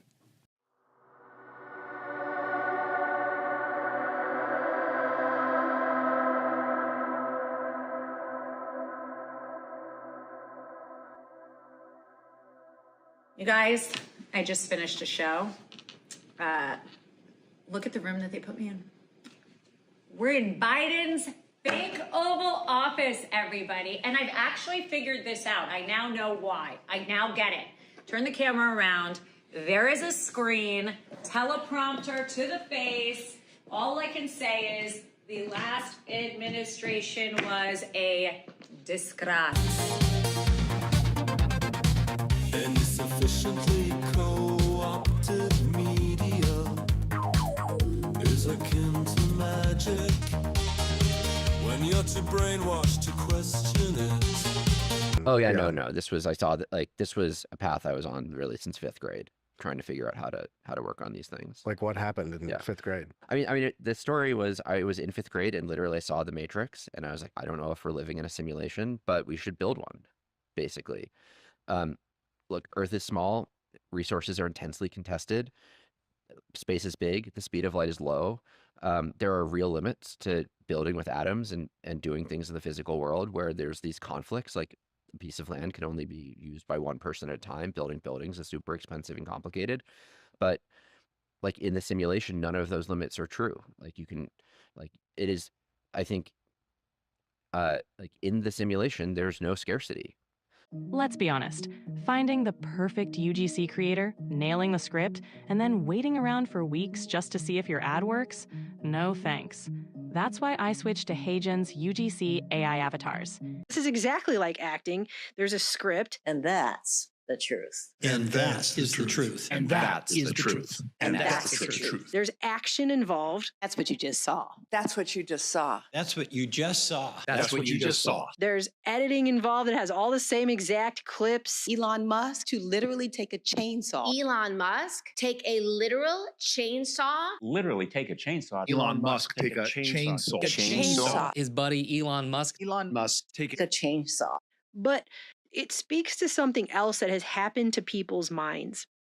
Because this shouldn't be working on anyone, I guess, is what I'm thinking, right? Like, this should not be garnering support from anybody to see this. It should be horrifying everyone that they're all just repeating each other mindlessly like drones in some hive mind, some Borg. We are the Borg. Lower your shields and surrender your ships. We will add your biological and technological distinctiveness to our own. Your culture will adapt to service us. Resistance is futile. In fact, I would almost rather this was some alien brainworm conspiracy than actually how our Senate is actually running itself. How far away are we from this right here being the justification for why we should just have AI government? These people are not acting like individuals who have been voted to represent anybody. They're not portraying themselves as free-thinking people who have ideas to bring to the conversation. They all have the same idea. And it wasn't even their original idea. Somebody even said, what if these are AI deepfakes? For too long, greatness has been defined by the grind, the relentless pursuit. Pain is power. Struggle is strength. Play has no place in sport. But at Puma, we've always done things differently, championing the fearless few who show up exactly as they are. Unapologetically authentic, joyful pioneers. Those who know that greatness is measured by the courage to play your own way. Your story makes you strong. Your journey is yours to define. Move the world like only you can, because greatness is in your nature. Next is this clip from Scott Armstrong called Bot Stoppers.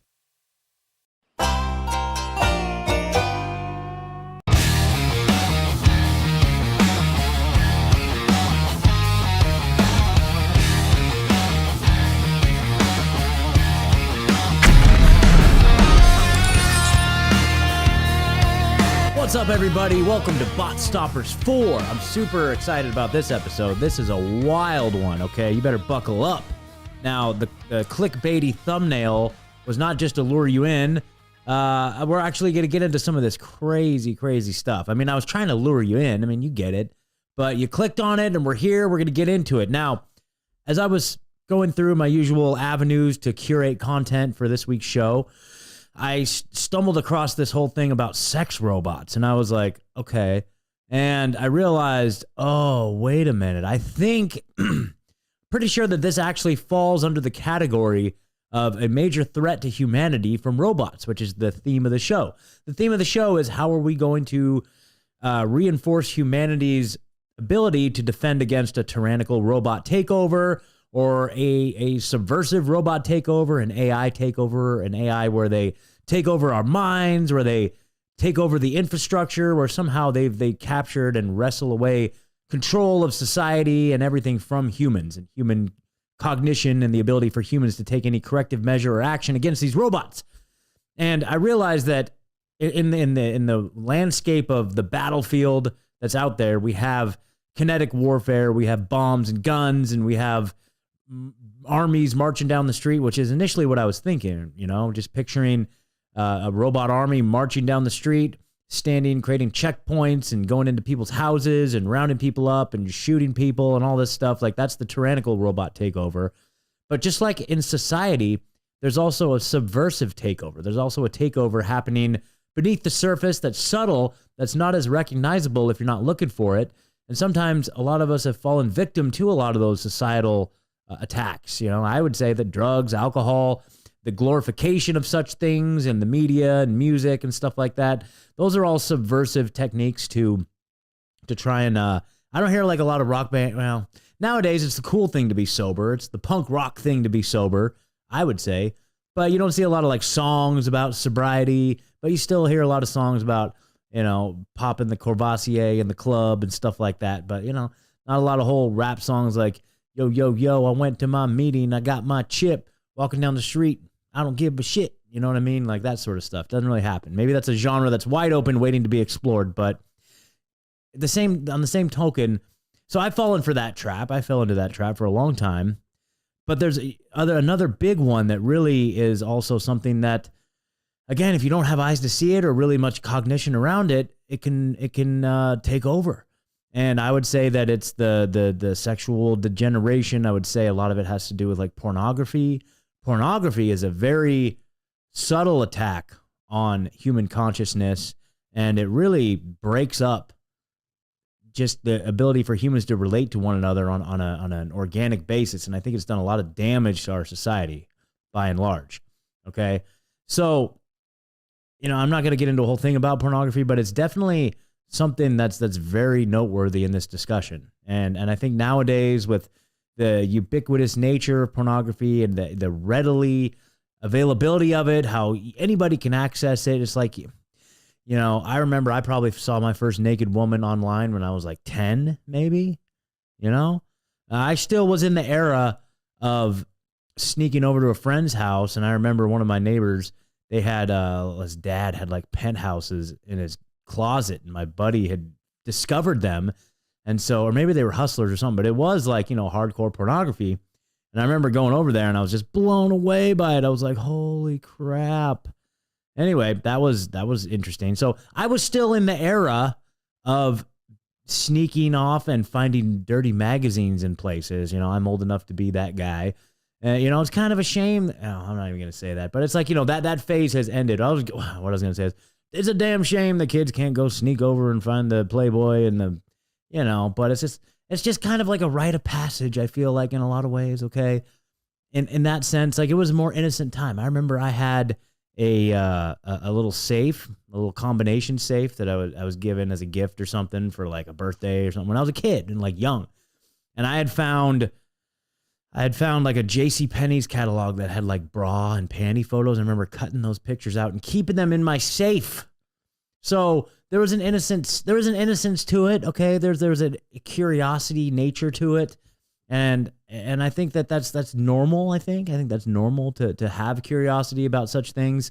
But I think the problem with today is that literally if like a kid gets a hold of a phone or something, they could find the most insane, vile, disgusting things you could possibly imagine in about 5 seconds with no restrictions and no ability to know when to turn off the faucet, and that I think is extremely damaging. And so there's that aspect of it, obviously. But I think we live in a society where people, pornography has corrupted people's expectations of what sex is or what it means to relate to another person. I think that it's gone down a bad road, and we're going to get into it tonight. But along those lines, I think that it's used as a societal, as a weapon against societies. If you want to destroy a society, you will remove its defenses against decency, and just corrupt the society through filth and degeneracy and violent imagery. And that's what Hollywood is, right? It's sex and violence and glorification of all the stuff that really is damaging to people on an individual level and on a societal level, I think. I mean, that's what the name of the game is. And so you have to learn to resist that stuff if you want to protect your soul and your eyeballs from that sort of stuff. But there's a new wave coming, and it is going to come in the form of AI-driven sex robots. And so my arguments for why pornography is bad is potentially going to be amplified to a degree that we can't even conceive of once the introduction of fully advanced sex robots are introduced into the marketplace.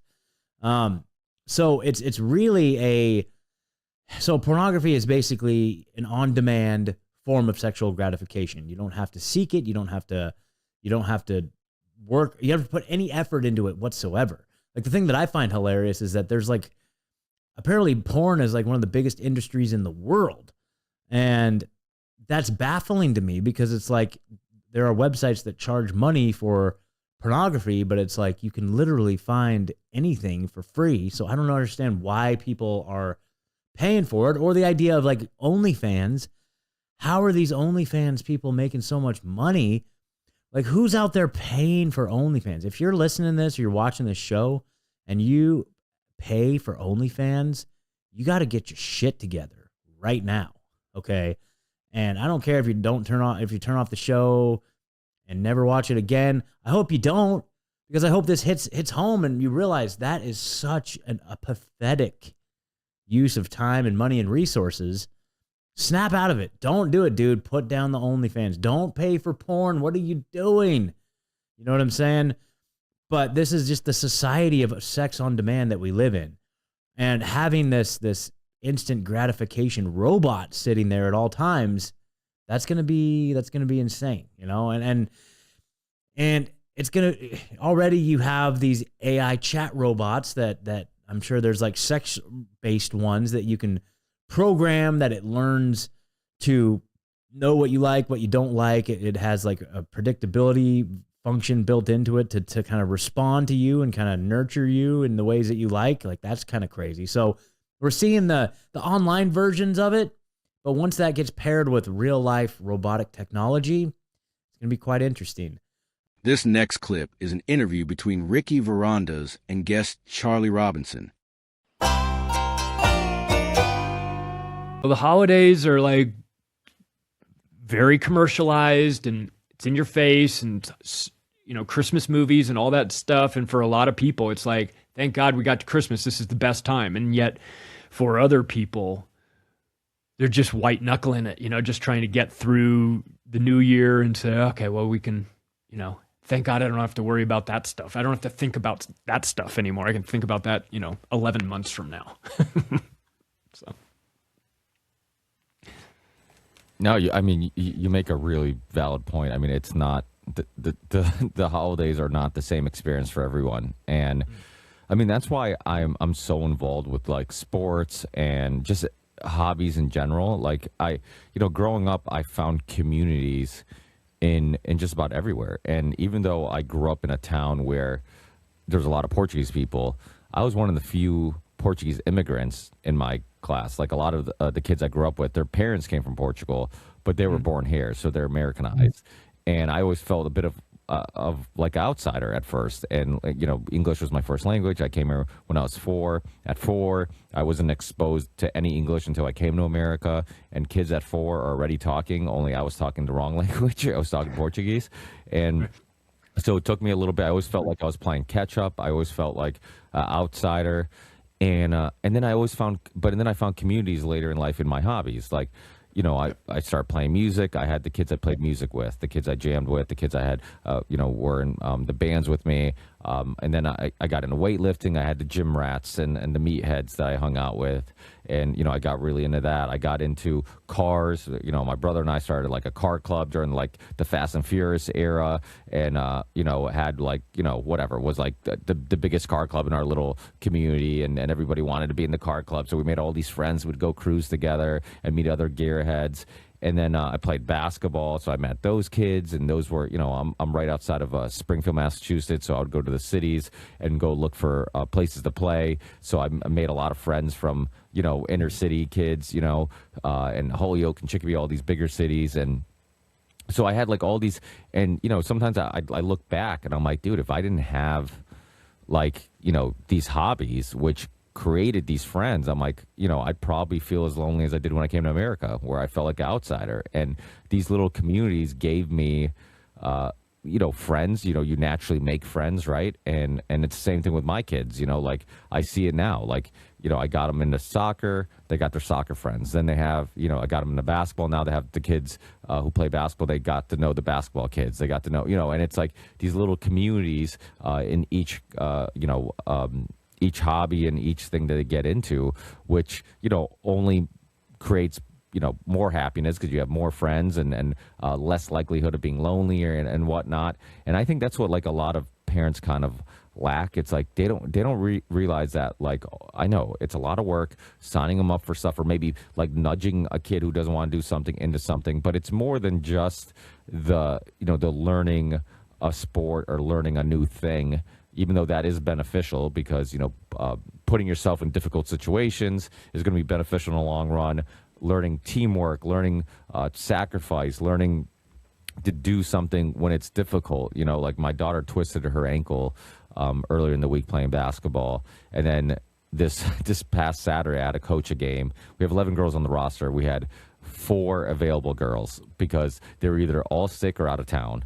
And so my daughter had to play all game on a limped ankle. We had a couple other girls that were a little sick also. And I'm like, listen, you're probably not going to have your best game, but this is going to make you a tougher player later in life. I mean, you're learning to play through injuries, and that's a part of the game. I mean, my son, he's tougher. He's already kind of learned that. My daughter's like, she's not, when she's in pain or whatever, a lot of times she'll kind of, I wouldn't say milk it, but she's less likely to like push through it and have a good game, where he's not like that. He'll die on the court or on the field. I mean, he'll just, he could get smashed and I would have to like beg him, like literally grab him off the court or off the field. I mean, he has, that's the way I played. So he watched, I'm like, I'm not, I could, I remember when I fractured both my arms playing basketball at the same time. I was so embarrassed that I couldn't keep playing, that I just kept playing. And it wasn't until after the game was over that I'm like, yeah, something's wrong with my arms. And I fractured. And then when the next day, I couldn't get my clothes off that night. The next day I went to the ER. They did x-rays and I fractured both arms at the exact same time, which was like a freak accident. And holy moly. Yeah, but that's, the way I, but I'm like, everything's like a mental toughness thing. It's like when I had Dr. Sean Baker on my show to do the carnivore diet podcast, I told myself, I'm like, I haven't really done a strict carnivore diet. I'm going to do it for 3 weeks before he comes on, so I have a firsthand experience of it.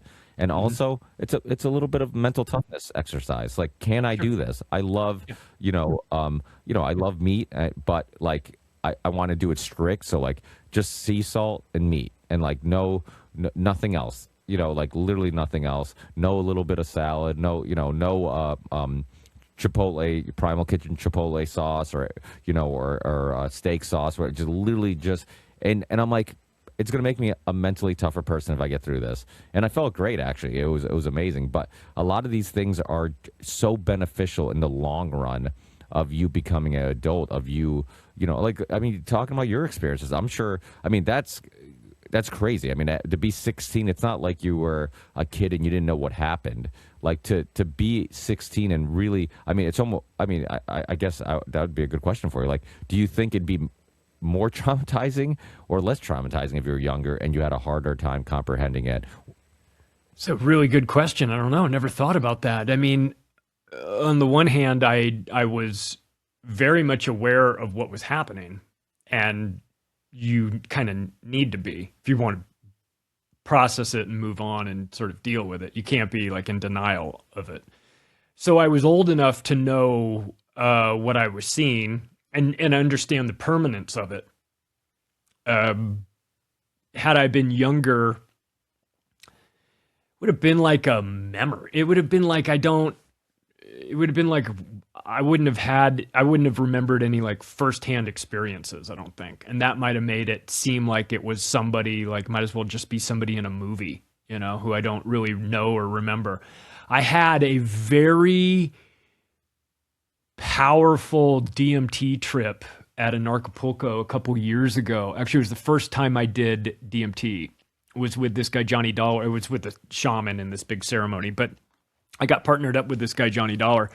And the DMT ceremony it's like 40 minutes. Like it's not the 7-minute hit that Rogan talks about. It's the 5-MeO powder kind that they blow up your nose. And it's like you get a much longer trip. You can kind of process things that are happening. And in that trip, I saw really very interesting clips of my life. Almost like movie clips of there's 3 different ones that I saw during that. And I'm familiar with the setting. So one of them was the last night I talked to my dad, was the night before. And I was watching in this DMT trip, I was watching it back, but I had a different perspective on it. I mean, I don't mean like mental perspective. It was as if they put a camera in the corner of the room and I was watching it from that vantage point. I wasn't seeing the experience with my own eyes. I was watching it from somebody else's eyes, watching the interaction and the conversation that we had, which was, I need you, you going running tomorrow? Yeah. What time are you going this time? I want to go. Okay. Well, are you going to set the alarm or are you going to get up? Just wake me up. I'm not going to set an alarm. Just wake me up before you go because I want to go. Okay. Sure you're going to go? Okay. He didn't wake me up. So I had that, I saw that from a different perspective. And that was really weird.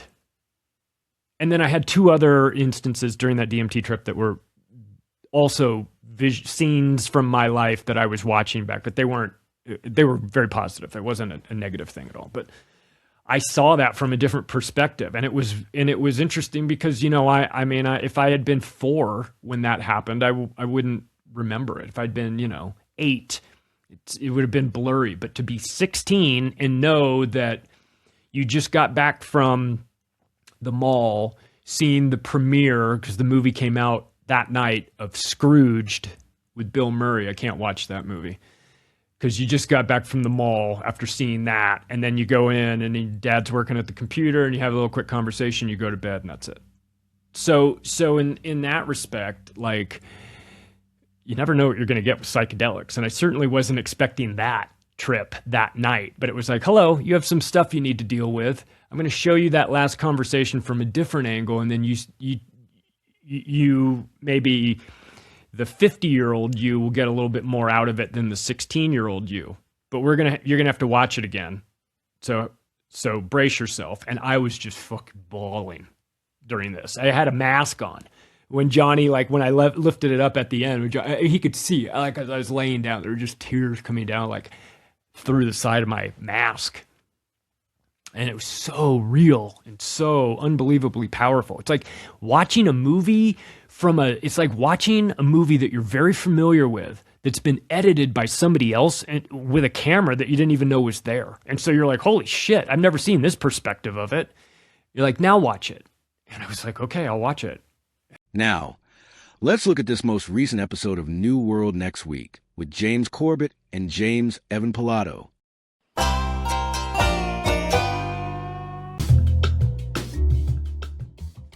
Welcome to 2026 and welcome back to New World Next Week. I'm James Corbett of CorbettReport.com.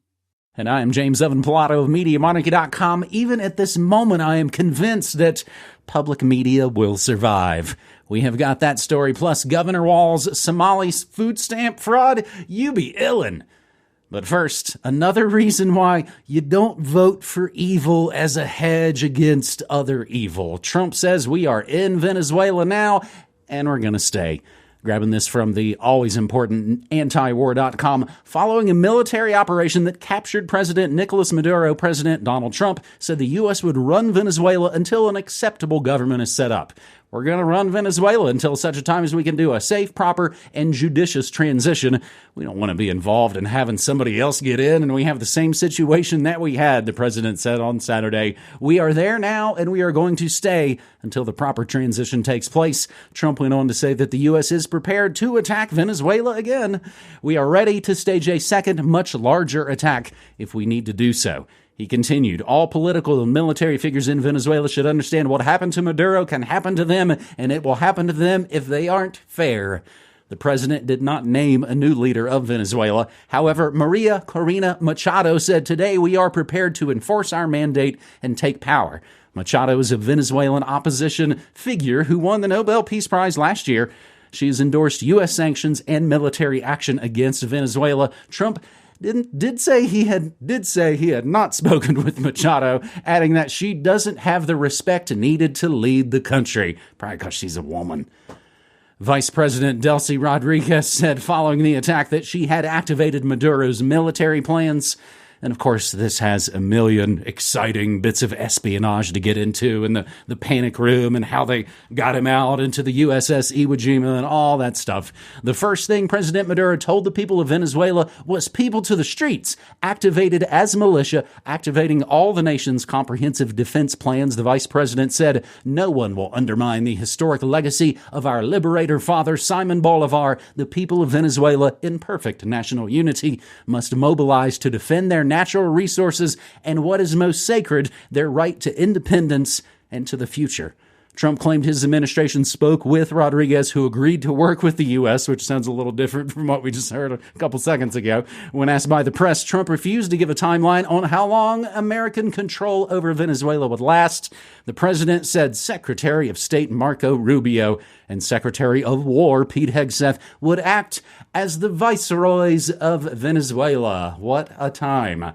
Trump added that he was willing to deploy American troops to occupy the South American nation. We're not afraid of boots on the ground. He claimed Washington would pay for the occupation, admitted the occupation, with profits from Venezuela's oil. Trump said no Americans were killed and no American equipment, no precious equipment was lost in the operation that captured Maduro. Still less than a week ago, Caracas has not reported on the Venezuelan casualties from the American raid and strikes.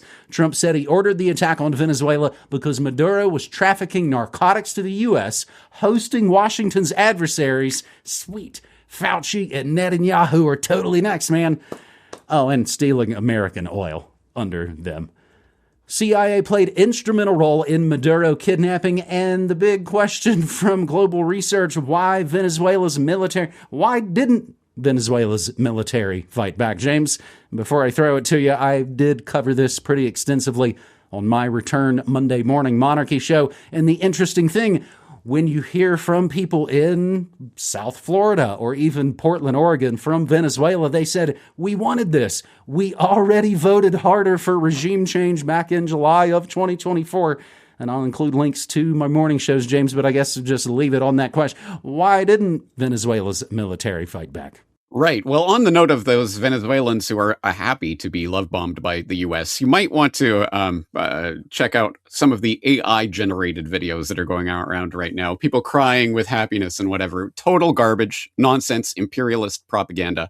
This is not our first rodeo, and I'm sure it's not the first rodeo for a lot of people in our audience. So we know what the war of terror that's been going on for at least 25 years now, if not much longer than that, is all about, and the way the propaganda rolls. So we know, whatever, illegal invasion of a country's sovereign territory for fictitious reasons, completely ginned up out of wholesale cloth, all of that.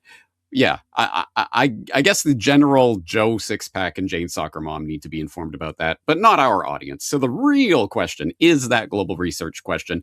Why did Venezuela's military not fight? Because exactly against what we've been hearing from all of these bought and paid for Kremlin propaganda shills in the U.S. alternative media who talk about how Russia is going to back up Venezuela. Trump won't go near Venezuela because they got these fancy Russian S-300 anti-aircraft defenses and all of this. That did precisely absolutely nothing.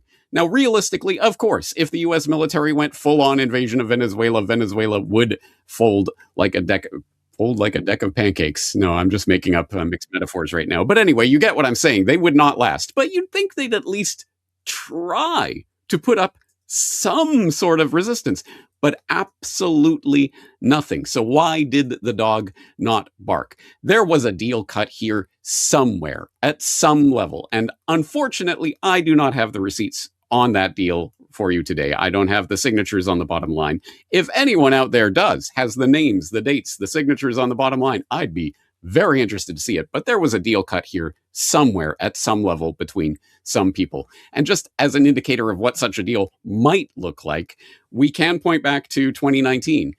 When it was revealed that Russia had floated a Venezuela for Ukraine deal with the Trump 1.0 administration. Hey, you guys want to do your Monroe Doctrine, your sphere of influence, take over Venezuela? Sure, whatever. We're not going to stop you on that. But hey, maybe we want to take over Ukraine, and you shouldn't stop us on that.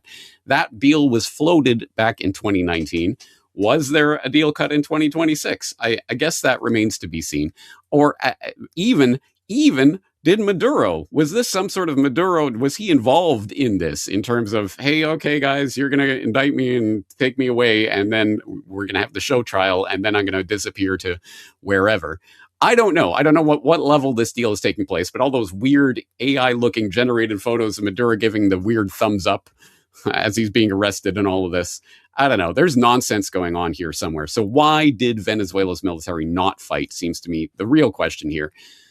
But even beyond that, of course, this is precedent. Suddenly now, okay, guys, it's on the table. You can just, if you don't like somebody in another country, you go in, guns blazing, and abduct them out of there. That's the new international precedent. And what is that going to mean for this year of the storm?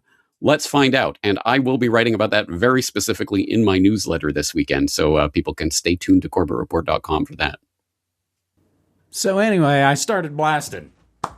I think they would buckle like pilgrim shoes. You might like that one better. I did see, I believe, in this morning, speaking of mouthpieces, the Epoch Times reported on some Russian tanker seized around the air. A lot of bizarre stuff going on. Hey, don't mention AI. There were like two people that were really mad about my AI music is awesome segment at the end last year. But I do have real non-AI human running a Portland restaurant who fled Venezuela in 2005. Actually played clips of that this morning. Again, it's to watch sort of the liberal Portland, Oregon news have to. Well, again, I don't know if they have to. Interesting thing. I was still essentially on break and trying to not look at the news and then suddenly see, oh, crap. And this happened on a Saturday. At least it was a Saturday to us here in the States. But hey, it's not all bad news. Danish Prime Minister says U.S. takeover of Greenland would mark the end of NATO.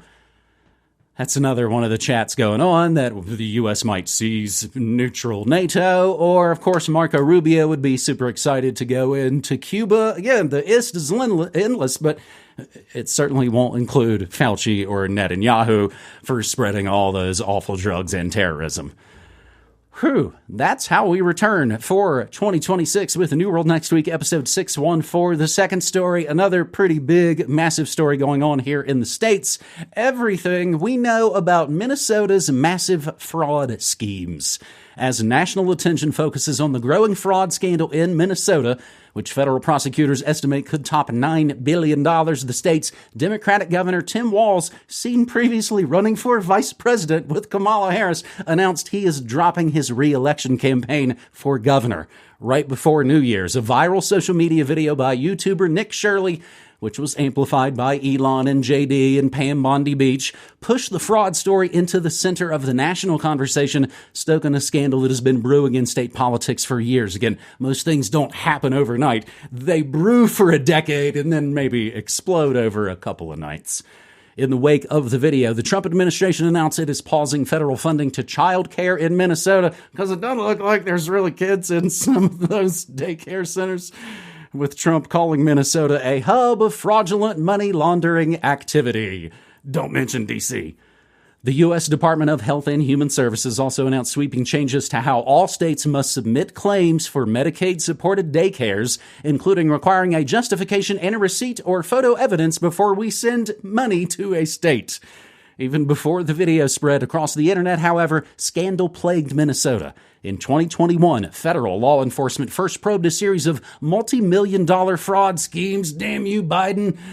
Those fraud schemes have led to federal charges against 92 people, with 62 convicted and counting. Trump and other Republican lawmakers have focused attention on the state's Somali community, as most of the fraud defendants are of Somali descent, drawing stiff criticism from local officials, including, of course, Walz, who denounced Trump's criticism as vile, racist lies and slander towards our fellow Minnesotans. Walz, meanwhile, has faced intense scrutiny from both inside and outside Minnesota over his administration's handling of the crisis. National Guard for snow, but not for the fentanyl Floyd riots raging in 2020. Remember, Minnesota was pretty much ground zero for that crap.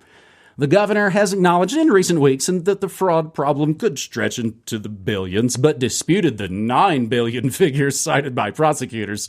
While Nick Shirley's video focused on allegations of fraud in daycares in Minneapolis, federal investigators told CBS News Paramount Sinai that childcare is only vaguely a priority for prosecutors, and attention and resources are instead focused on more than a dozen other social services programs in Minnesota, including nutrition, housing, and behavioral health.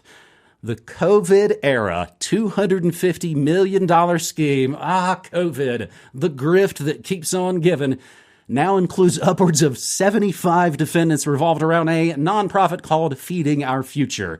The group claimed to work with restaurants and caterers to distribute meals to schools and extracurricular programs, but instead submitted fake meal count sheets and invoices, raking in millions in administrative fees and getting kickbacks from people who ran their meal distro sites. And this involves Ilhan Omar shuffling money to her husband's venture capital firm, and the website getting scrubbed as people were finding out about all of this. Again, there are 7 different angles to this story, much like COVID, much like 9/11, much like any of the big stories. They don't do it for one reason. And again, I have been covering that extensively this morning on my Food World Order Morning Monarchy, but James, isn't this going to roll out like in the UK, where the government, we let all this fraud run rampant, but we have got just the solution. And what have we seen even this past week? Trump sells us out to the big AI boys, passing a law that makes it illegal for states to pass their own AI regulation laws. So, of course, that'll be the solution, James. They'll have a new digital ID, and so all of this fraud and all those Somalis won't stab your daughter at the mall, and everything will be okay, James, right? Great minds think alike, James, because I myself am looking at this story as to what is the real story here? Why is this being shoved in front of our face right now? And it is demonstrably not because Americans are suddenly angry about billions of dollars of wasted taxpayer money. Demonstrably not that. We have many, many, many, many examples of that we could point to that people are not outraged about because their favorite news sources aren't telling them to be outraged about those stories. Just as one example that broke in the past couple of weeks, the pay-for-play pardon game that is being played with the Trump 2.0 administration. And apparently the lobbying rate to get a presidential pardon is going for about $1 million. And with that $1 million investment, you can get convictions for billions of dollars of scams, poof, completely disappeared down the presidential pardon memory hole. And so, for example, why are we not outraged? Why is Philip S. Formas not a household name there in the United States, despite the fact that he stole $1.3 billion from Medicaid and Medicare single-handedly, was convicted of that, and has had his sentence commuted by the Trumper-in-chief? Why are the exact same people who are telling you to be outraged about Minnesota are not telling you about that? It's because they don't care about the money. It's not about the money. It's about a political football game that's going on for various reasons. And I think you're right. Probably we're drifting towards some sort of digital ID solution. Yeah, but we don't have to stop there. How about the $1.5 trillion that apparently Trump is going to ask for the military budget in 2027? Why are people not getting outraged about the $1.5 trillion. Oh, who cares about that? No, I'm concerned about what's going on in Minnesota. Great, be concerned about what's going on in Minnesota, but maybe you should be 1,000 times more concerned by what's going on in the U.S. military coffers. How about more than that? What about the missing 20 plus trillion dollars that's been missing from the Pentagon's coffers over the past 25 years? Again, go search missing trillions on CorbeReport.com. I've talked about it in 9/11 Trillions. I talked about it with Catherine Austin Fitts. I talked about it with Dr. Mark Skidmore. But the very same outlets that are telling you to be outraged about Minnesota have never uttered a single word about the missing trillions from the Pentagon's coffers. Again, this isn't about the money. It's about leading you along a narrative. One possible reason for that, I'm sure that they are going to push the digital ID solution to this. Another interesting tidbit that some have proposed, it just so happens that in the past couple of weeks, maybe you didn't hear about it, but Israel has become the first country to recognize the breakaway Somaliland as an independent state from Somalia, breaking up Somalia right at this time, as Somalia is suddenly back in the news, and we're all very outraged about Somalians, right? And oh, by the way, did you know that in the past week, the first week of 2026, the U.S. has bombed Somalia no less than 4 times? No, again, you don't know about it because your favorite news sources don't tell you about that. They tell you to be outraged about this Minnesota scandal thing, but they don't tell you about the other pieces of this story and the greater geopolitical context. They don't tell you about the digital ID solution that they're going to push. And unfortunately, as I'm sure most people in our audience know, the mindless plebs around them are going to get bray and get angry and do the 2 minutes hate thing in order to be led along by the nose through this narrative. So let's keep our eyes on the real prize here and where this is really going. And if people really cared about missing money, I don't know, maybe they could start by talking about the missing trillions. This is Lock Her Up 3.0 is a lot of it. There's just a lot of that culture war crap to kind of put into it. And again, people that should be mad about this are the people of Minnesota. New Mexico, West Virginia, all this. You've got problems of your own to deal with. Maybe look for the $1 billion fraud going on in your own backyard that would actually affect you and the thefts taken from you that they call taxes. James, I do have to throw a shout out to my man Hybrid, who does cover art for my morning shows. We joke that they're albums for bands that don't exist, and I think he really did a good one with You Be Ill, and I'll include the links to that. But man, a million? You really cannot beat that kind of deal. I mean, what a salesman Trump is. Our third and final story, again, so much going on in the world. We call this New World Next Week, but when we're off for a couple of weeks, we got to maybe play catch up a little bit, James. It is called the Donald J. Trump John F. Kennedy Center for the Performing Arts now. So put a pin in that one as well. As the Corporation for Public Broadcasting votes itself out of existence. CPB. You've seen the logo if you've ever watched public broadcasting here in the States. Brought to you by the Corporation for Public Broadcasting and viewers like you. Leaders for the Corporation for Public Broadcasting, a private agency that has steered federal funding to PBS, NPR, and hundreds of public television and radio stations across the country, voted to dissolve the organization that was created in 1967. People love to do things on big round anniversary dates. CPB had been winding down since Congress acted last summer to defund its operations at the encouragement of President Donald Trump. And I see the tweets that do claim to say, whether they're bots or not, I voted for this.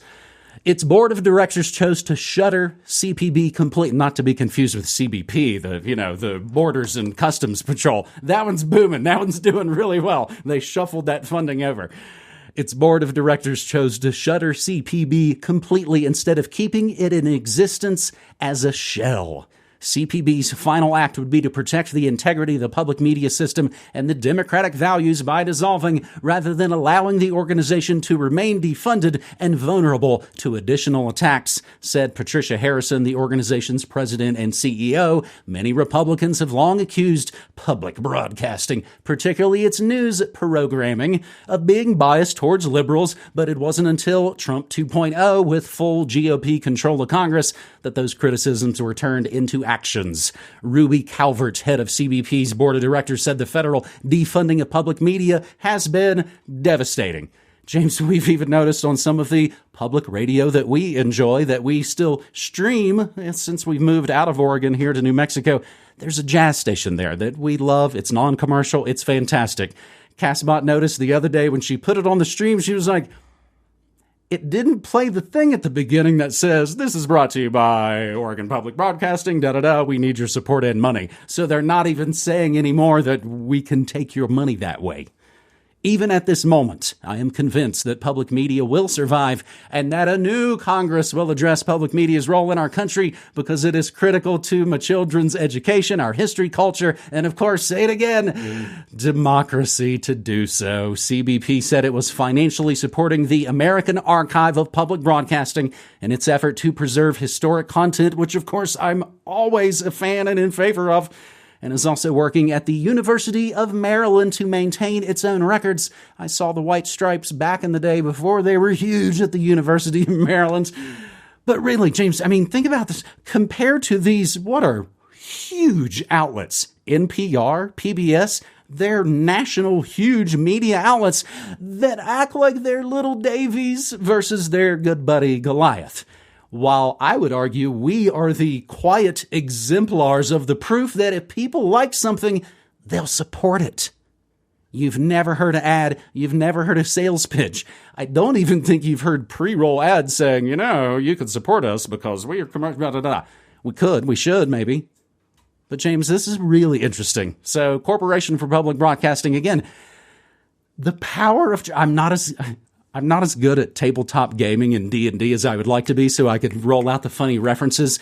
But anything Trump does, he's just got to like, boom, spell, reflect, and it goes back double time onto you. It's fascinating, James. Yeah, but James, won't somebody think of Elmo and Big Bird and oh wait, no, they hoard themselves out to HBO a decade ago. Do you remember that? And now that deal's over, I guess now they're with Netflix. So don't worry about Sesame Street. They're going to continue their COVID pushing propaganda and all the rest of it, trying to indoctrinate your children. It's just they won't get as much taxpayer money to do so. I'm sure they will. It'll just be through a different funding mechanism, through some other backdoor, some loopholes, or the next Congress, as has been promised. But of course, it's not just about Sesame Street. It's about all the propaganda that comes out of the goodness of the public broadcasting system and NPR and the National Petroleum Radio and all the other propaganda crap that they're pushing. But of course, the biggest lie of all is exactly that but it's for democracy and it's for teaching and it's for helping. No, it is not. As always, we'll reference Neil Postman, Amusing Ourselves to Death, where on page 142 of the edition, 144 of the edition I'm reading, he makes the very, very important observation: Sesame Street does not encourage children to love school or anything about school. It encourages them to love television. Exactly right. That's what this is about. It's not about teaching your children. And that's at best, it teaches them to love television. Actually, these days, it teaches them to love mummy government and to take your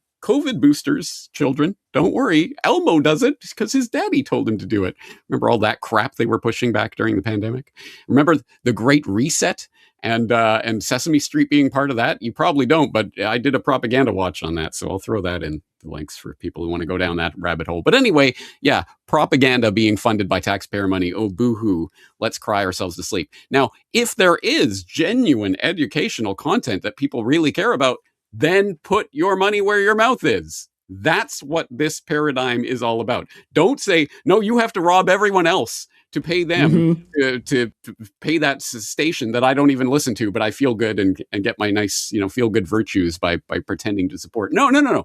If you like it, you support it. And if you do, then it will continue. And if you don't, it will die. That is the way that real media and everything else works in the real world, deprived of government funding. So anyway, I'm not crying myself to sleep over this development. James, this episode is a hat trick of trillion-dollar boondoggles, tax theft to go bomb countries, to lie about actually helping kids, and of course to lie about propaganda and media. All three of them. That really all come together really well, James. Reason argued years back, and mostly I'm just into Reason for Remy and his satire parody songs. Reason argued years back that being feds, like NPR and PBS, actually held them back because of all the stipulations and rules for how things like that get funding and tax support and blah, blah, blah, as opposed to, hey, you like my show? Hit me up, buymeacoffee.com/Media Monarchy. Now watch, though. This will be interesting. If outlets like the aforementioned Oregon Public Broadcasting, OPB, what if they become more powerful regionally? I could see them being the dominant public media outlet in the Pacific Northwest, which I would say includes Northern California, Southern Washington as well. Maybe even then they'll start hyping, decentralization when they realize it helps them. Other quietly huge stories I am hitting on your Media Monarchy kingdom. Oh, PayPal's going to be a bank. Good night, everybody. Good grief. James, that is New World Next Week, episode 614. And I always get to play the exclusive audio of these shows before they've been published anywhere. Only me, Brock, Sean, and James have heard them. And you can too, before they are published after my Morning Monarchy Thursday. That's around 10 a.m. Mountain Time, MediaMonarchy.com/listen. James, the store. You know about the store that we run? I've heard of it, yeah. New World. Fuck this shit. I'm just gonna dance now. Fuck this shit. Cause we don't have a chance now. The whole world is fucking gone to hell. Makes me wanna fucking scream and yell. Fuck this shit. I'm just gonna dance now. Fuck this shit. Cause we don't have a chance now. Guys, all rock. Thank you for being here and hanging out and being a part of the show. We do love the hell out of you, and we can't do the damn thing without you. It's a value for value gig here. If you're new here, you're kind of, just getting into the thing. This is how the show works. Every time you see not only AM Wake Up, but every other show that airs on the channels, all of that content comes to you for free. Nothing is ever going to be put behind a paywall. There's no subscribe to this to get that. You don't have to learn a secret handshake. We get $0 from advertisers. We get $0 from paid sponsors. That's why you don't hear 10 or 12 minutes of ad reads and shit at the beginning of the show or throughout it, because it doesn't exist in this environment. Instead, if you guys see value in what we're doing, you like the conversations, you like the guests, you like the jokes, whatever it is, if you see value in that, send it this way, and that's how we get to do the thing. There's a whole bunch of different ways that you can participate. There's a couple of things that we definitely need to see from you guys. Most importantly, time, talent, and treasure. Time and talent, because it's just me doing all of the things 7 days a week in order to make sure that you guys see this stuff and I participate and hit the fucking like button. It's not going to break your wrist. I promise.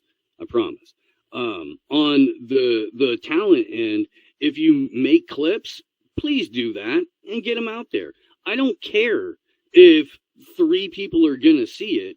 If you tag us, we'll retweet it too, and then 3 more people are going to see it. The way that we're buried in the algorithm. But, it helps. Every little bit helps. Exact same philosophy applies to the treasure part. Every little bit helps.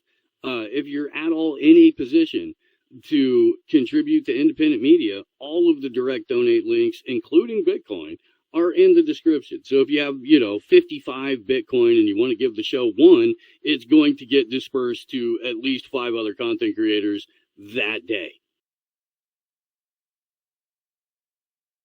Kind of a fucking ass clown wouldn't have the heart and compassion to donate to baby Steve.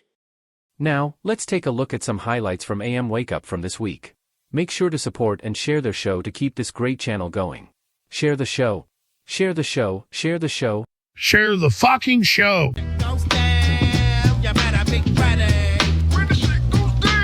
Thing going on.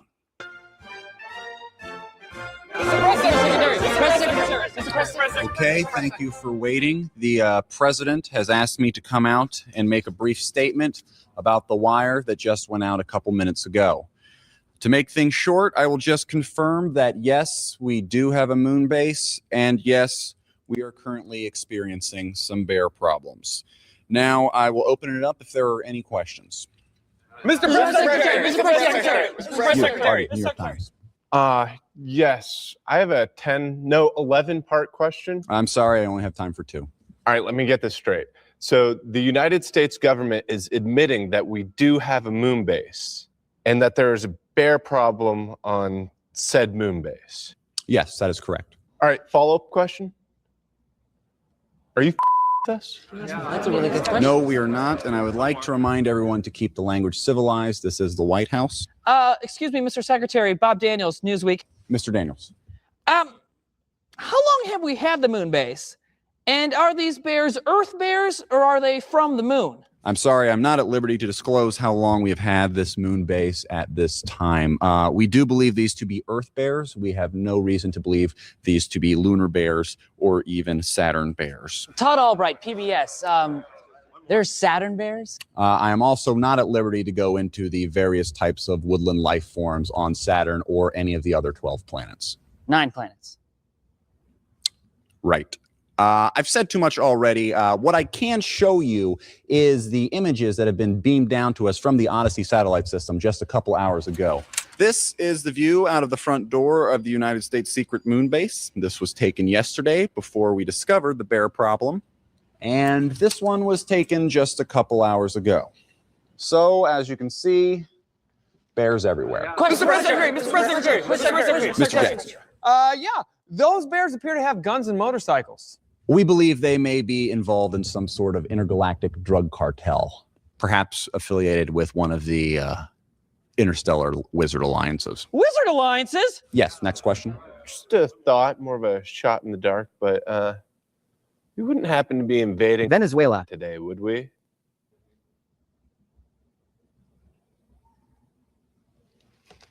You got me. You got I fell for it. You almost got away with that one. me. No, I went too far. I almost had it. I should have stopped after the slides. I knew I should have stopped didn't there. think anything about it until the cartel thing, and I was like, what? Okay, all right. Let's forget this whole thing. Who wants a drink? First round's on me. Come on. Yeah! Shout out to the folks at Whitest Kids You Know for having the fucking good sense of timing to overdub Venezuela on that last bit, because it happened. It fucking happened. What's happening, Charles? What's happening, Steve? Happy New Year, my friend. It's 2026.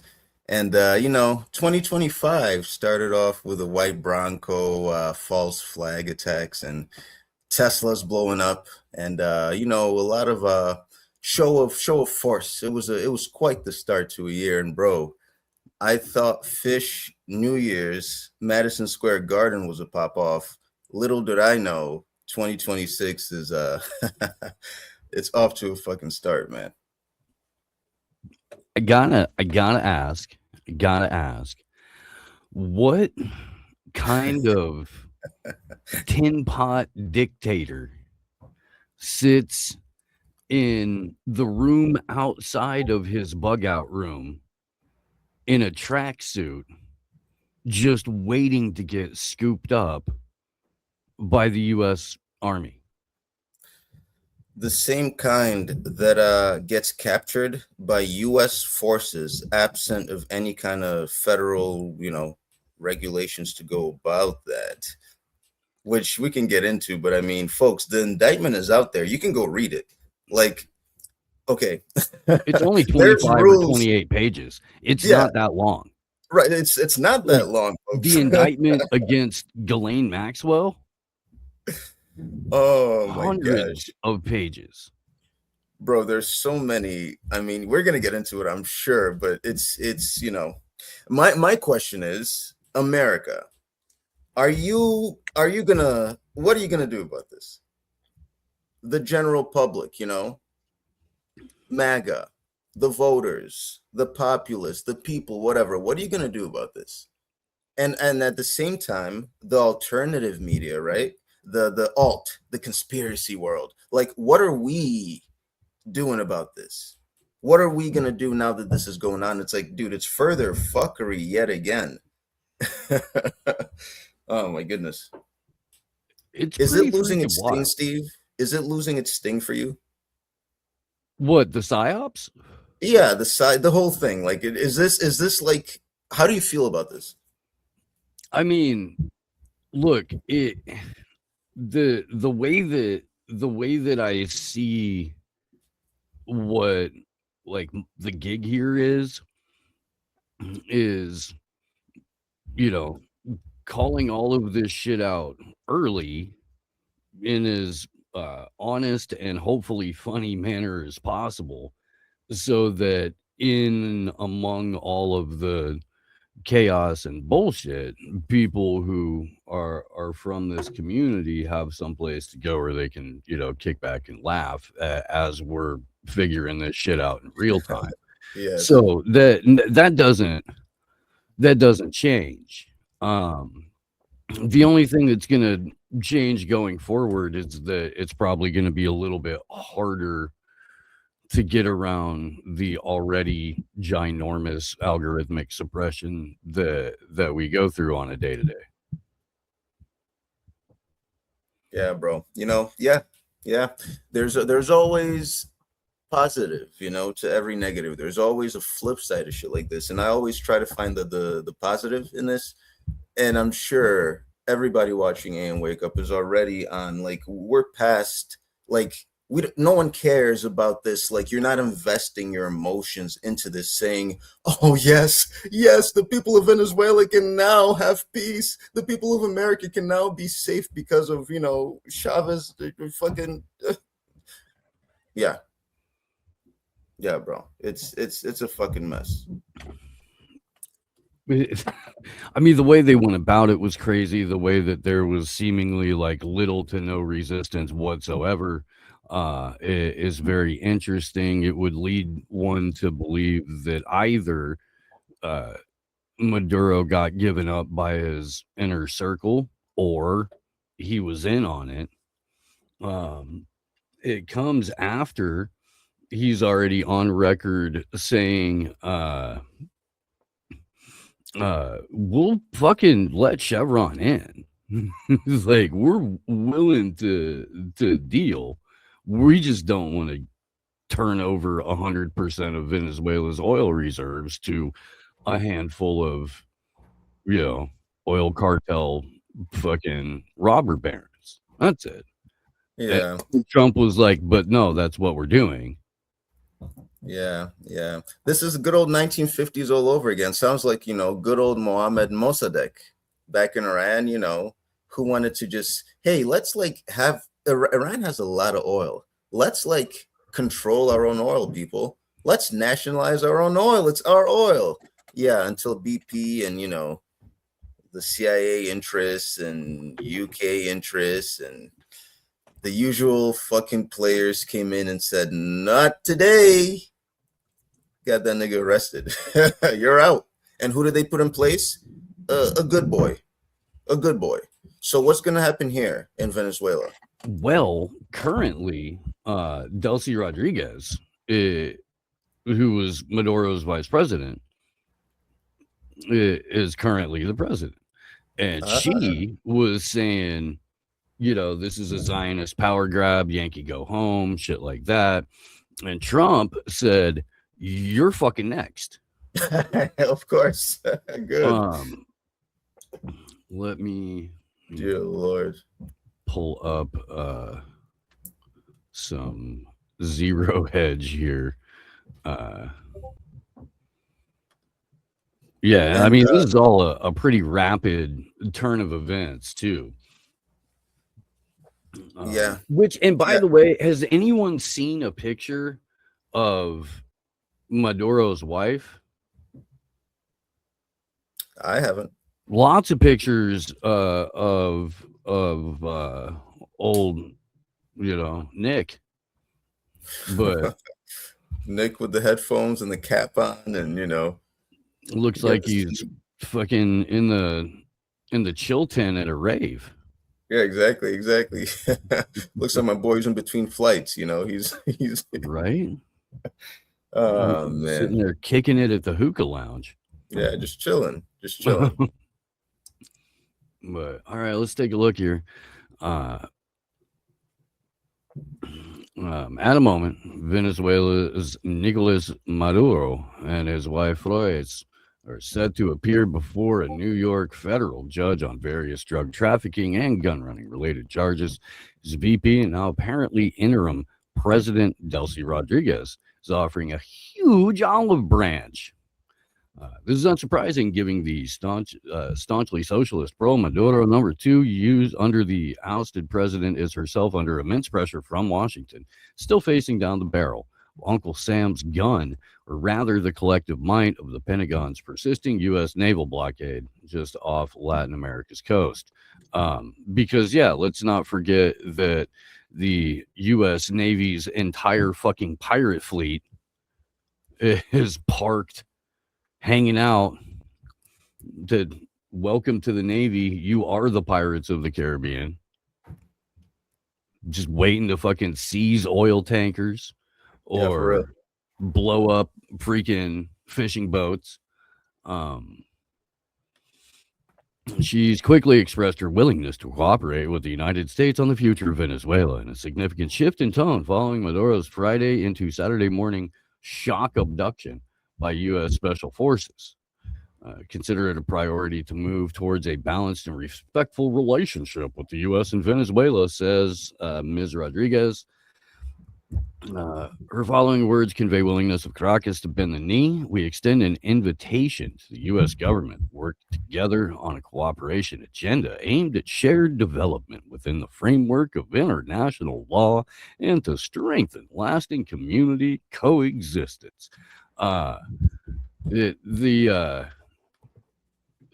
BRICS thing is going to be a little interesting as a result of this. It is.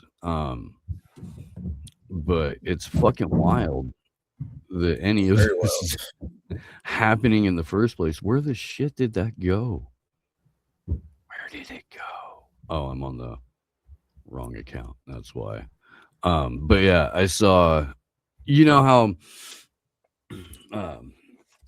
there's the meme with that North Korean CIA plant lady, and it's just you know, in North Korea, blah blah blah blah blah blah blah. Well, they've got one now with Trump, same Joe Rogan background, and it says the elites don't want you to know this, but in South America, the presidents are free. You can just take them. I have one El Presidente at home. Golly. that's how seriously the internet's taking it. My goodness, wow. But Dude, yeah, no, keep going. Yeah, it's a good read. Good to see. I mean, this is real time, of course. We're seeing what's going on, but so Maduro's down and Homegirl is next up.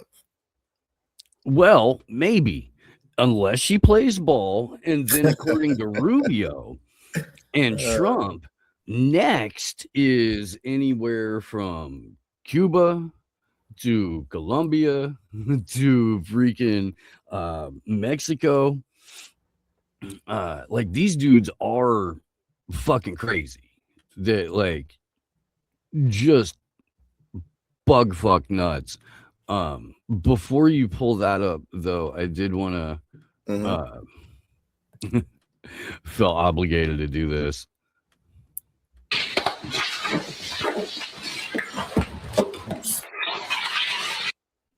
That is definitely Dick Cheney in hell. Oh Lord, giving the old Randy Marsh. Disgusting! Wow. The Randy Marsh shampoo. Dude, okay, you want to talk about disgusting? You want to see disgusting, Charles?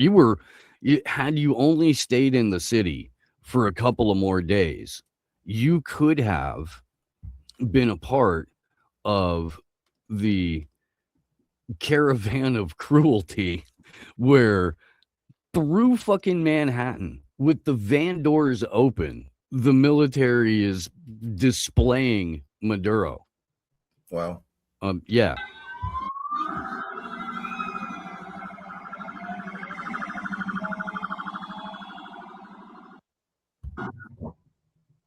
Right? And Maduro's just strapped to a fucking chair in the back of the van. With the back just open? Just open. They're all, look what we did.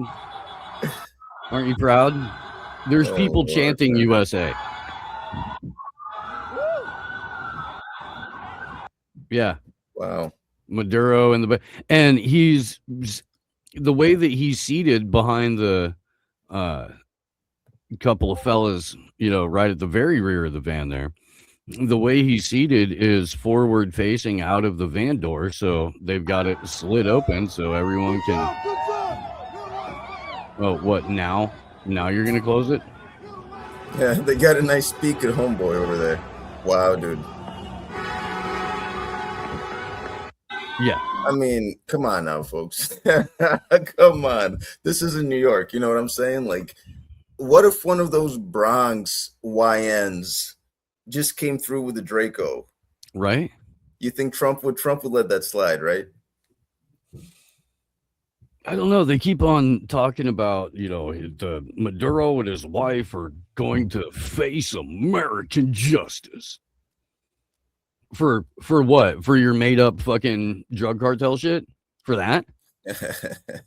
For the CIA created cartel of the Suns that doesn't actually exist? That's what. Okay, is that the indictment? Well, no, not yet. Well, let's see. This is Rubio's little take here. This is so this was a Secretary of State, of course, Rubio, with George Stephanopoulos of ABC's This Week. This is a transcript from yesterday. They had a one-on-one. Right off the bat, right? Question. We're joined now by the Secretary of State, Marco Rubio. Mr. Secretary, thank you for joining us this morning. So the question, right? President Trump was pretty clear yesterday. He said the United States is going to run Venezuela. Under what legal authority? Which is a great question. How the hell does one sovereign nation get to rule another sovereign nation? Under what legal authority? Well, here's the answer. First of all, what's going to happen here is that we have a quarantine on their oil. Okay, so quarantine on the oil. Steve, what does that mean? That means their economy will not be able to move forward until the conditions that are in the national interest of the United States and the interests of Venezuelan people are met. Awesome. Okay, cool. So it's okay. So we've got a freeze, right? We've got a quarantine. I'm so sick of those fucking buzzwords. What kind of quarantine is it? How long is this quarantine? How long is this pandemic happening? Right? So there's a quarantine on the oil. So that means the U.S. U.S. is bullying the Venezuelan people, let's be honest, into some kind of U.S. interest. And now the Venezuelan people are also, their interest is at heart here. I don't think Trump gives a fuck about the Venezuelan people, to be honest. But let's keep reading. So that means this means their economy will not be able to move forward until the conditions that are in the national interest of the United States and the interest of the Venezuelan people are met. And that's what we intend to do. So that leverage remains. That leverage is ongoing. And we expect that it's going to lead to results here. We hopeful that it does. Positive results for the people of Venezuela, but ultimately, most importantly, for us in the national interest of the United States. I realized seeing Angela the Marmot Lady in the chat there, I realized that I haven't yet, but could live on the show demonstrate why the Marmot calendars are functional, useful, beneficial items, because they come with sticker packs, little sticker packs for when a psyop happens, you can help spot the psyop. So I've got a little Xi Jinping sticker here, Nice. right? It says fake and gay. And right now, between the 2nd and 3rd, because that's when it happened, we can spot the psyop that was Maduro. And then over here in the notes, we can make a notation of it. That's perfect. And what a great real-time situation. Yeah. It really is the best calendar on the freaking planet. Right? Nice. It's just beautiful. And this, of course, is commemorating, as you noted, last year's Cybertruck bombing. Yes. An attack, Rest in peace. among a number of other things. Of course, the alien psyop. Trump trying to annex Greenland, bird flu, the TikTok dumpster fire, and the LA fires. Last year was a year of fire. What's this year going to be? It closed out on flooding. And now, like, all over the place around here, it's all flooded out. We had king tides, and the king tides flooded Sausalito, flooded out a bunch of Corte Madera. It was flooded down on the road where we go to jump on the freeway yesterday. Damn. Yeah. Damn.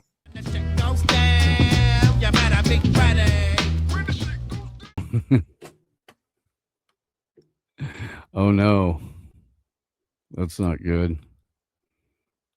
It did sound a little bit space lasery. All right. Well, I was leading into we'll just drop that down and see if we get Ryan back. But I was leading into the conversation about Venezuela. There we go. There we go. Hey, you're back though. I think. Oh no, instantly frozen. Damn it.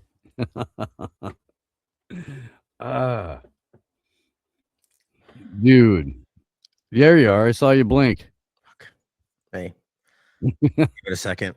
I mean, this just seems to be the internet. So, but all I was saying was for other stuff like audio or whatever, you know, if you deal with this stuff, which I've seen people in the past go through, you know, you never know. Like I said, it could be user error. It always could be, but I'm at a point where you kind of go, well, I'm just going to keep doing what I can within what I can make work to some degree, you know, and like at this point, it's hard for me to interview because this is not conducive to interviews. You have to hear this. It's fucking frustrating, you know, but so ultimately you just kind of keep going. Right. But then people come around and new people come around, or even just people, you know, it becomes, oh, well, he's got that second tier audio or, you know, whatever, like it's almost like a choice or that I'm not good enough. I don't have the means or I don't know what I'm doing, you know, and kind of seems by design to some degree, but for me, it's always about the information. I'm just going to keep doing it, you know, but it's really confounding, man. Like I that's why I always, you know, I express it in moments when I'm frustrated because I don't, you know, I'm a person, I hate being in a moment of like, you know, helplessness. Like I don't know what to do next. I can't figure it out. And I've spoken to a couple people. It's just weird, man. It's fucking weird. I mean, and the only last thing, which seems like going to have to be the next choice is to get a new computer and see if that solves it. You know, can't afford that right now. So I'm just going to, you know, take it one step at a time, but it's just frustrating. But plenty to talk about besides that same old story. So it's wild right now. Like, again, funny enough, it seems like a constant kind of increasing statement, but I mean, it's true right now. The amount, which seems to me to almost be like near ubiquitous or just entirely of what's coming out from the Twitter team sports side. It's like, has there been a single video that's not been AI or altered or fake or did I lose you again? No, there. Okay, no, I'm here. I mean, and big ones, right? Like in the sense like Jones, Benny Johnson, like in the sense like the biggest influencers on that side are like being bombastically caught sharing things, which you and I know is what they do. They don't fucking check what they're doing. They just fucking share what comes in front of them if it suits their interest. But it's just nonstop, man. AI created videos from fucking Miami, and it's being called out at the highest level too. Like in response to that, other people in this field are going, "Well, that's fucking fake." Twitter is even fact checking it, and yet it just keeps fucking zombie marching forward. You know, it's very interesting. It happens every time, and you shouldn't. I shouldn't be surprised. You know, but I'm still just like, again, you know, especially with a handful of people that are, you know, in between that like independent media space and mainstream alternative media space, like the floaters, you know. The amount of those, you know, those dudes who I've seen just take that and run with it, and it's, you know, it's fucking great that the peace president bombed and invaded a country and kidnapped their head of state, and fucking, you know, I was just thinking about this yet, like I was sitting out there talking about this, and it was like, who was it? Somebody, it's not even making it. It's somebody that I know in personal, but you know, it's like, you know, I'm so much proud to be an American kind of statement. And I'm like, you know, okay, wait a minute. Like, I know I've got a particular opinion about the government, about the reality of our, you know, a whole lot of things that may differ than the average person. But objectively, like, even if you believe the narrative, even if you are, you know, like, let's just say that you believe that, you know, what they're doing is somehow in the interest of like bettering this country. In what way, in any possible, is that, or any of these actions representative of what we pretend we are? That it's like, okay, I guess if you're going to cut to the chase, to be proud of that is to say you're proud of, and I mean, this is objective. This is not the way I interpret it, but to be proud of just, you know, power being used to circumvent the law that we all pretend that, you know, that we claim we're trying to fight for. So, and then seizing things that are not ours to take, for what interest? For his powerful friends? Do you think that's somehow in the interest of Americans? Like, it takes a wildly, it's just ignorance to pretend like in any way that action is somehow what we would go, yay, I'm proud to be an American. Everything about what they just did is completely counter to what we claim American values are. But because Trump is America, or, you know, whatever the broken way to look at that is. So I can't take, it's like I talk about the two-party illusion, where, you know, I try to understand that people may not, you know, that I could be wrong first, or that they may not see what I see, but I just have a hard time taking, without, like, I feel like it's worthy of ridicule. You know what I mean? I can't take that position seriously. And even more so that we're now talking about this in the sense of it's like, yay, rah, rah, America. I just like, those people aren't real. And if they are, they're so wildly disconnected from what that means. Like, because if you ask them, they'll outline the things that we're talking about, you know, free speech and liberty and freedom, and yet at the same time cheer on the exact opposite of those things in the world. I guess I'm maybe from some broken argument that will lead to those things becoming more prevalent. Oh man, you know, it just kind of blows my mind that has, you know, this is where we talk about clown world or Orwellian. Like, literally have inverted these things into the opposite, and people are still cheering. But I question the amount of those that are genuinely cheering versus just, you know, my team, I'm going to support it, whatever else it is. But yeah, it's kind of I shouldn't say unprecedented, but it is the way they're doing it. I've never seen it like this before, you know, just as on the surface. And it's like we said about Syria and the rest. Trump just pulls that mask off, you know, taking the oil. That's fucking wild. And it's not, okay, I don't know. Have you looked into the alleged 800 tons of silver leaving Venezuela? What's your take on that? I haven't gone too deep on that. What's interesting is that the smelter part of it, I find almost to be more important. Like, so yes, I guarantee they're seizing assets, fucking everything they can get their greedy hands on. So they do every single time, right? And selling out the industry part around it to their buddies, and you know, it happens every time, left or right.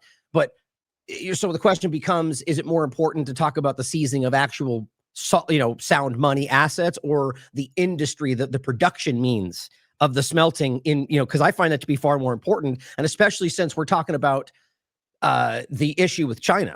And the idea that the interesting, I mean, it's one reason. I would argue there's probably a lot more, but that during this spike we're seeing up to like what, $80, you know, an ounce is crazy right now for silver. That part of that was, I guess, because of China and their secondary industry, basically where they've got industries that a byproduct of the industry is that they actually end up with silver as well. And that becomes like a secondary.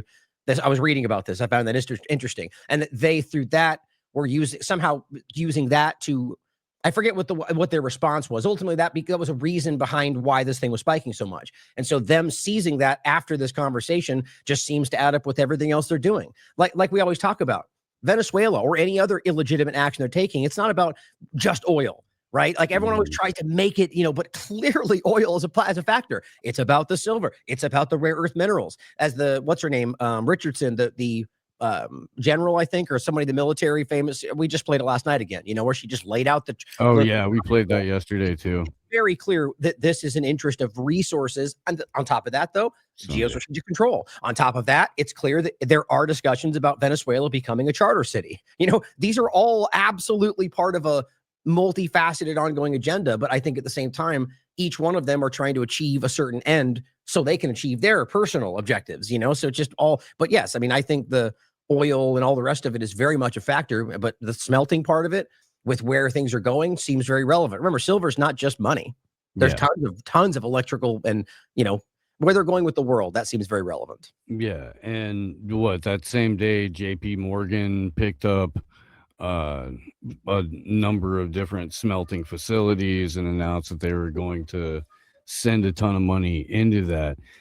And at the same time, I want to get back to your earlier point about people running around talking crazy about this thing. They're getting coached. They're like specifically. They say you have seized Venezuela for the oil. Yes, this is true that there is that which has been brought to the forefront of this earthly battle. But the enemy has sought and was seeking to bring war and to bring conflict through Venezuela and to control the oil of the earth. But the spiritual oil and the natural oil does not belong to the forces of darkness or to those who thought that they could bring a one world order. This is my reset. And the oil of the natural and the oil of the spirit is mine, says the Lord. They say, it's like, I can't even find an enemy to laugh at that. Like, that's fucking unbelievable. You know what I mean? Like, these people, like, this is like any of these so-called men of God out there talking about why what's going on in Israel is completely okay. They are fucking charlatans. You know what I mean? Like, that's insane to me. Like, the forces of you're talking about seizing assets on the ground for geostrategic, like that you fold that into some religious perspective makes you a fucking ridiculous person, but it bothers me, like that's so wrong on so many levels, but they're all doing that and they're all behind them going, yeah, take the oil. It's like, it just makes a fucking cartoon, man. God, that's just so nuts. But it just shows you where we're at in this country more than most, but it's not just, just the United States, but we're on a fucking, bullet train right now in this direction of absurdity. I agree. Are you familiar with a performer named Unknown Henson? I don't think so. Okay. He was a character, but I saw the previous character and I immediately thought, holy shit, that guy looks like Unknown Henson. Oh, I've never seen that person before. It's a real honor to have you here. I mean, see, I'm a fan. They all are, son. Yeah, that's exactly. It came off the exact same to me. That's funny. Somebody said the guy looked like Patrick David. But yeah, it's just wild. I mean, it's as ridiculous, if not more, than Trump's spiritual advisor saying that if you say no to Trump, you're saying no to God, which was, I mean, I think exactly what she said. Yes. If not barely paraphrasing. I mean, No, where are honest Christians out? I mean, I shouldn't say it like that, because I think more than most, I think most of them are starting to very clearly recognize what's happening. But that's just so wild. I mean, if you want to get religious, and the point is thinking about the idea of the Antichrist and all this. I mean, if you guys actually read these things, it's insane how much what they're doing right now aligns with what that is discussing. And you got all these people out there that are clearly very diehard Christians, and they're, at least the way, they're being played, I think, but they're out there just going, yay, praising what Trump is doing. It's like, this is everything they'll talk about. The idea of a false idol and all this stuff, which I'm not getting religious. This is a political overlap. That's happening by people trying to manipulate you for political purposes. Just, that's why we talk about over the history, that you can be a very religious person and also very clearly and honestly engage with the fact that religion has been completely manipulated by powerful people our entire lives to manipulate for a certain outcome. Zionism is a very obvious example of that, but it's happened all through Christianity and all through any number of things. It's just the reality. Like, it's funny how many of those things that people who are, Christians or otherwise religious almost are taught that that's blasphemous to point out those things, even though it's provable in reality. It's just like, that says something. The powerful don't want you thinking about how the powerful manipulate you. It's usually the case. And there's plenty to distract with, but no, you're talking about the perceived, Christian morality of Trump and the people that he surrounded him with, stuff like that. I just did morality by default because you're Christian, which is fucking insane to me. And I just did a story before you got in here where the Trump administration is giving the extraordinary artist visas at an overwhelming rate to TikTok and Instagram influencers and OnlyFans hoes. So if you want to get in good with God's hand-selected favorite Christian president, then you might want to show your booty hole on the internet. Yeah.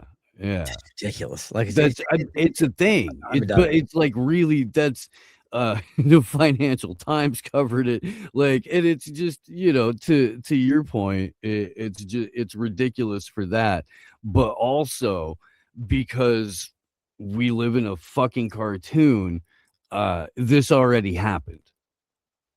Yes, Ali.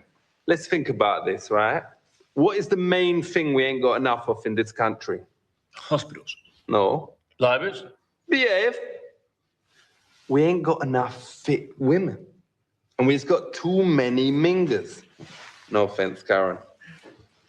So, why don't we just let in all the fit refugees and turn away all the rank ones? That way we solve both problems. We is knobbing two birds with one Connie, innit? This is ludicrous. What do you think? I think we should keep it real. Fit. Fit. Fit. Wait. Back to Slovenia.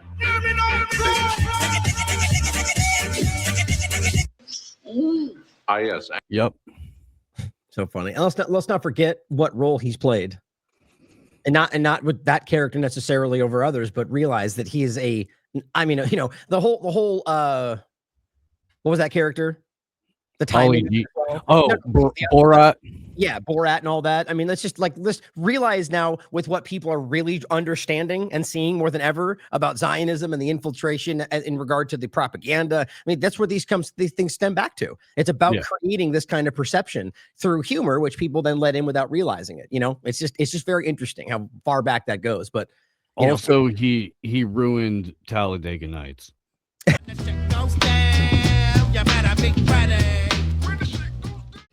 I don't want to presume, right? So I don't know. Have you ever had to spend a couple of nights in jail and be transported from facility to facility when you did it? When you did it? Yeah, like if you were incarcerated, did you ever have to be transferred from facility to facility as well? I only ever got arrested one time by the cops in New York, and I did nothing wrong. So okay, yeah, no, I mean, I kind of figured, but what I'm saying is, in case you haven't, and in case you guys haven't, and I hope you haven't, you don't get 4 wardrobe changes from point of arrest to point of, getting relocated to your jail to go spend the night before you go to court. And yet Maduro seems to have gone through at least 3 or 4 wardrobe changes. It's just kind of, I don't know. The whole thing's odd. The whole thing is very odd. I haven't honestly been paying attention to it other than just like catching the wardrobe note and a little bit of the absurdity of overlap with Iraq 2.0 and, you know, kind of just like similar guys. It's like as far as like a public PR packaging of them and here public accept this now oil. Right. But I mean, it's just the whole thing. The math ain't mathing. Right. We got tracksuit here, right? Looking very sharp. You know, that's a good exit. Like super blue. He's the voice of the people.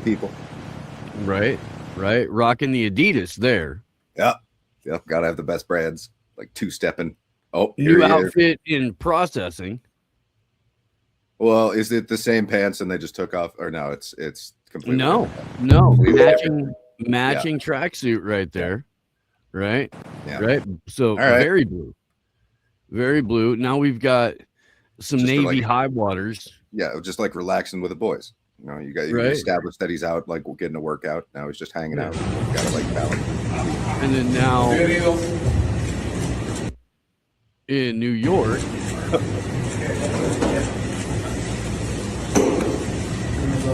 Wait, that's just a jacket on the same last outfit. They could have. You're right. But they do appear to be completely different pants. Look at the cuffs on them. Okay, but the shoes are the same. But maybe they're different. Yeah, I think they are. Okay, the hat. What's up with the hat? Is it like are those like bunny ears kind of on this guy? Kind of, yeah. It's like I don't know, man. Maybe is that a traditional hat somewhere? Is that a traditional hat? Like that it makes sense. It's a mock Burger King hat. I don't know. I'm not sure. I'm not sure what the hat's for. I'm really not. But and then this, of course, is the outfit he was arrested in. Well, you got to change him out of that because it's full of drugs, obviously. So it's like get laced rid of with fentanyl and high-powered explosives. It could have been. Yeah, probably. Nike, it's like that's his combat suit. It's like Gadget. You got to get it off him first thing. Yeah. Nike has sold out of those Maduro costume gadget suits. The sweatsuit. Yeah.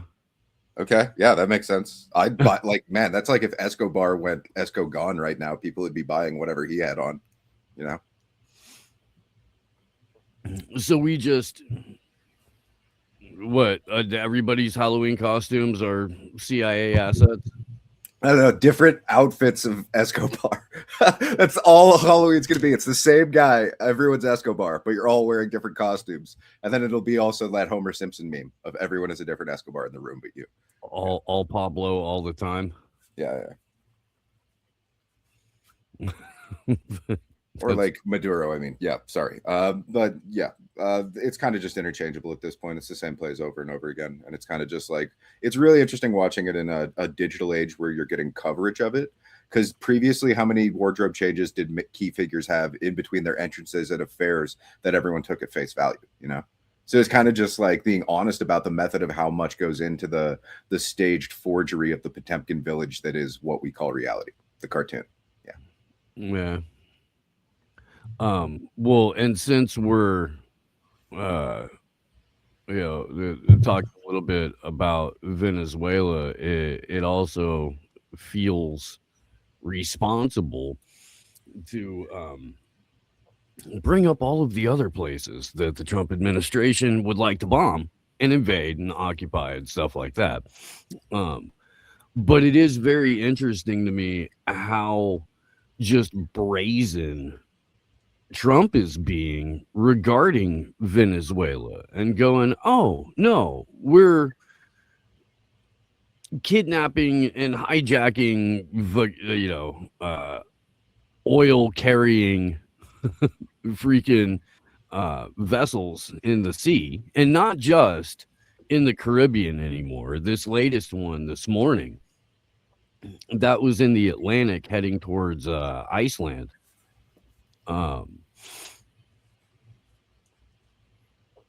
But they're sending basically the oil cartels down to Venezuela to run it.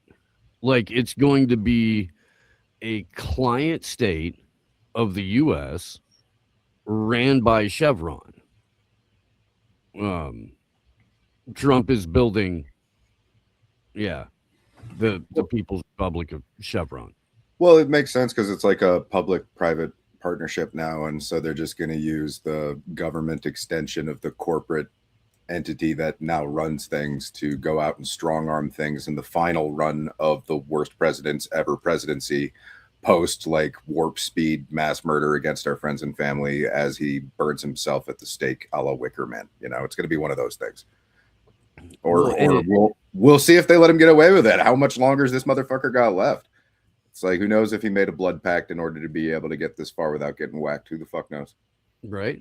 Well, and you can't have the public-private partnership without bilking the taxpayers to get them to foot the bill for your adventurism. So the U.S. may, and by may, we mean will, subsidize oil giants to rebuild Venezuela's energy sector. Trump said the U.S. may subsidize American oil companies to help rebuild Venezuela's energy sector, arguing the plan would strengthen Venezuela's recovery and protect U.S. economic interests after the removal of Nicolas Maduro, according to Bloomberg. That's what do you call it, Tease, when the state funds or subsidizes a segment of industry and then uses that money to further benefit the state and state projects? I don't know. I'd have to ask like InQtel or Palantir or one of the various other different like hand juggling working tank conglomerates that are responsible for what we point to and call one name or another when it's all just spell work in order to get us to get fucked in the ass and try and pick apart our enemies. So I don't know what the word for that is. What was the correct answer? Well, what's funny is that those people that you just described would call that communism. They would. Yeah. I mean, like it's so many, but it's like a technocratic occultism, communism with a little bit of oligarchy and fascism, while sprinkled with the illusion of democracy based on the discrepancy of resources that you can rape and pillage, whether it's literally or artistically, via some sort of woke mob being outported via government funding for some sort of Cuban rap music battle, and it's that kind of shit. And if that's literal. So it's like, I don't know. It's a pretty depressing landscape. I don't even know what the ism is anymore, I guess is my point. What is the ism? What is it? I'm not even sure. I'm really not. I don't know. But boy, howdy, is it. I mean, it's technocratic tyranny. Yeah. Are there a bunch of ads to that, or does it just stop there? That's what I'm wondering. I'm not sure. Let's see. That's it. That's all you're giving me? Well, fuck you, archive. All right. I was hoping we could get a little bit of audio of Trump saying, "Oh yeah, no, we're totally turning over the country to the oil companies, and they'll handle it from there." Yeah, it's kind of just business as usual. I mean, IMF loans approved the next day. Blah blah blah. Apparently, the boys over at No Agenda were justifying Trump's action on this by saying, well, technically, American companies did have contracts there back in the 70s. So they're just reclaiming the contracts that they had that the governments, took away from them. Which is a lot like being like, well, hey, that's a really neat house. God told me that it was supposed to be mine. I'm pretty sure maybe like a great uncle of mine lived here once. So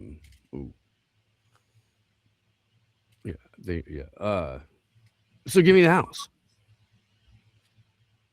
Yeah, I mean, wrap that up, all those examples of the Zionism in different versions up with colonialism, and it basically just becomes one ongoing conversation of people who want to take stuff and use an excuse to do it. It's like, oh, here's my belief. That's your stuff. Now it's my stuff. Because my belief. Therefore, your stuff isn't your stuff anymore. So my belief wins. Yeah. I feel like I have a roll of industrial sandpaper lodged in my throat this morning. Why would you do that? Like you just had some. Well, I wouldn't do that. It's like, oh, I ran out of tacos, so industrial sandpaper it is, I guess. No, nothing that, MTV Jackass era retarded. I just under the weather. This morning. The weather. Yeah. All right. Well, I am ailing. I can try and yap more or watch more clips. You can always just make it way worse talking the entire time, but then just be like mute for the rest of the week and then get updates next Wednesday when your voice eventually comes back after a much needed vacation. That's funny. Just have a hard crash out. Like not like fuck rest, hard crash out. Let's go. I mean, that's the only way it really happens. But yeah. Yeah. Let's see. I do have there's number related things to go to on this, but I can't. Let's see. Let's start with I wonder why Trump decided to bomb Venezuela at this particular time. Well, we've had an unbelievable success by degrading Iran, which was a first-rate power. Now it's a second-rate or third-rate power. They were throwing their weight all over the place, exporting terrorism, not only to every part of the Middle East, but to Venezuela.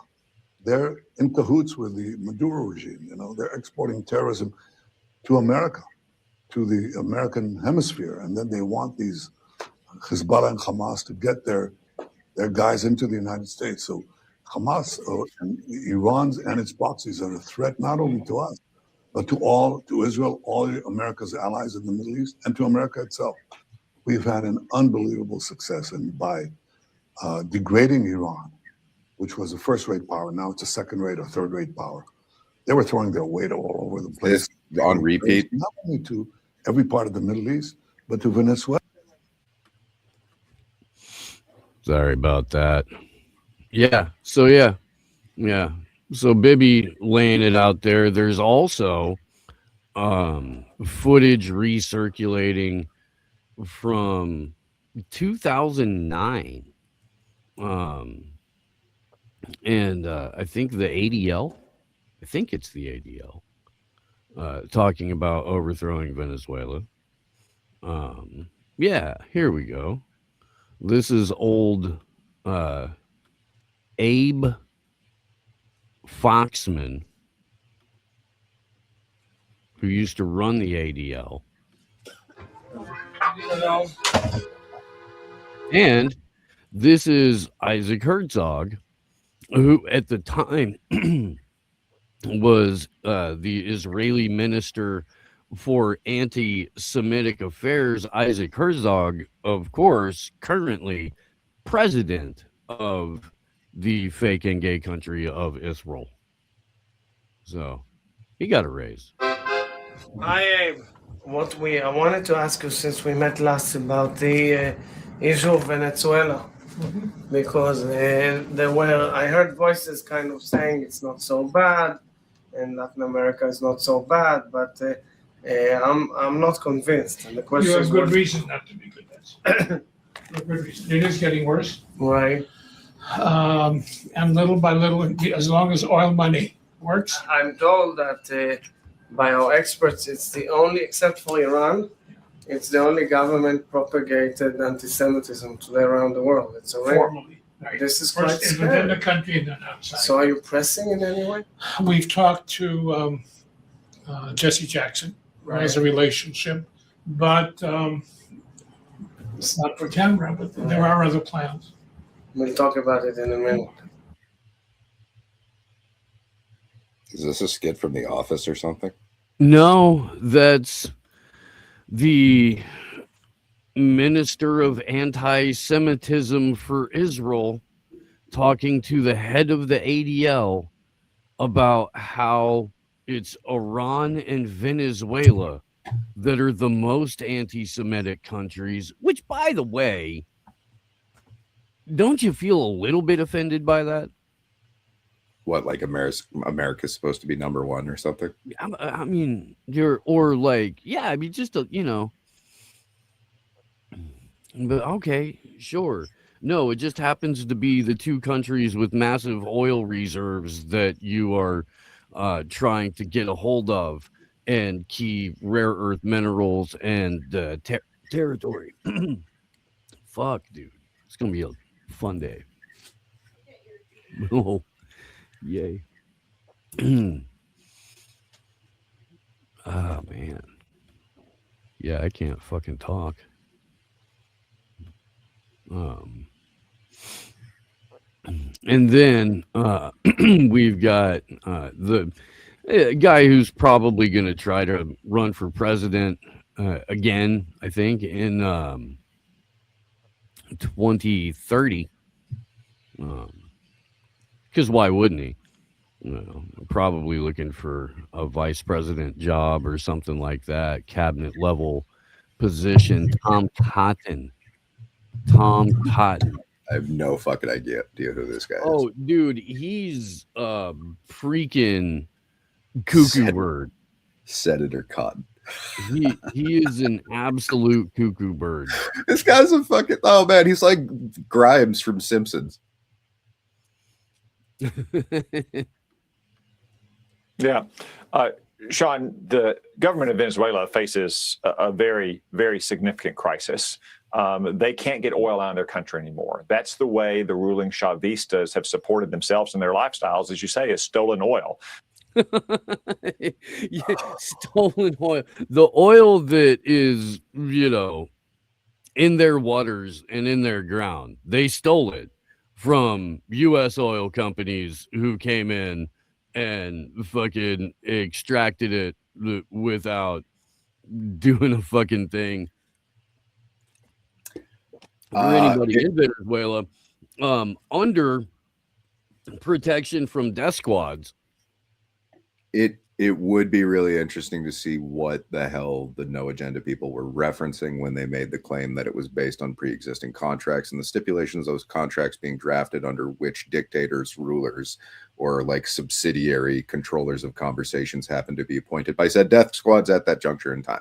So the contextual nuance of exactly what the fuck was going on is important, but you'd kind of think that if the oil is in the ground somewhere, that it would belong to the people where it's in the ground. But that's not necessarily how that shit goes down, given that the multinational industrial lineage of blood sport that is mining it will basically cut you up if you get in the way of it. Yeah. Oh, good Lord.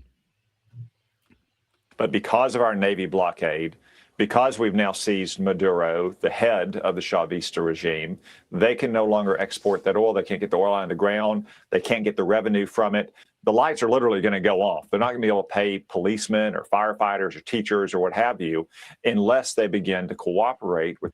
We're just going to extort the fuck out of them little Venezuelan fellers. Dude, like if you got rid of firefighters and like, or not firefighters, but like police and like school teachers and stuff, would things improve immediately? Would they just start getting better or much worse? Probably worse because the parents would be overloaded. But like the infrastructure shifting, that's going to be a teetering balance of applied energy. And I'm worried about the TikTok algorithm of what's going to float to the top when that storm eventually hits. Well, So the reality is,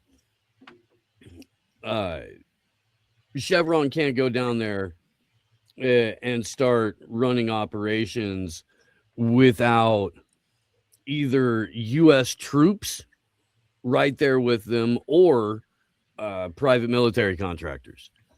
So we're right back to the private army death squads protecting the freaking oil infrastructure 50, 60 years later, which is what this whole thing has been about. Like on Uncle Ted Talks last night, somebody had asked, like, really, is there anybody actually celebrating what's going on right now, and Trump and stuff like that? And it's well, yeah, because there are the children and grandchildren of the Venezuelan ruling elite back in the 60s and 70s who all live in Miami and shit like that now, who are very happy because they're in charge again. And they get to, rape and pillage in their own country, as opposed to merely living off of, inherited and invested wealth in Coral Gables. Yeah, that was blunt force. Okay.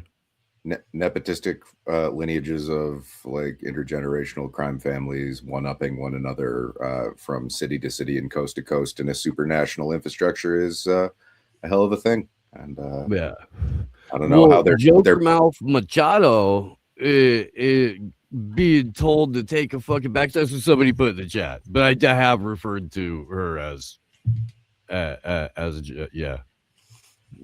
having a fucking but she looks like the fucking Joker. It's crazy. Well, like there's an interesting point K-Fit's made about like historically you'd see an appointee from the corporate branch, the private branch, or what I mean, like the legislative branch, the private branch, and the underworld aspect of the criminal enterprise. So you'd have someone appointed through the intelligence apparatus, the government, and also literally be a part of the mob. And that was done because it was easier to manage having someone in those advisory roles when it was just the overlap between their job being that anyway. It's like you don't have to ask three people if the same guy knows those same three things. So it's just like an easy cross-reference for the organizational hierarchy of crime and it being corporate and it being government and them being the same goddamn thing. So yeah, it's a funny thing watching one arm of that draft the ledger that the other hand will pick up and pass as law. But so back to Joker Mouth Machado here. Trump said she doesn't have the support or the respect in Venezuela to have any sort of place in the new Venezuelan government. And so I was joking on the tweeters the other day that, I bet you if she would have immediately given up her Nobel Peace Prize to the Golden Dawn, she would have all of the support and respect that she would need to be a puppet fucking president in the People's Republic of Chevron. Well, so wait, just hang on. Let me complete the loop here. Let me complete the loop. One day later, this happened. Right. Did you at any point offer to give him the Nobel Peace Prize? Did that actually happen? I had read that somewhere. I wasn't sure if it was true.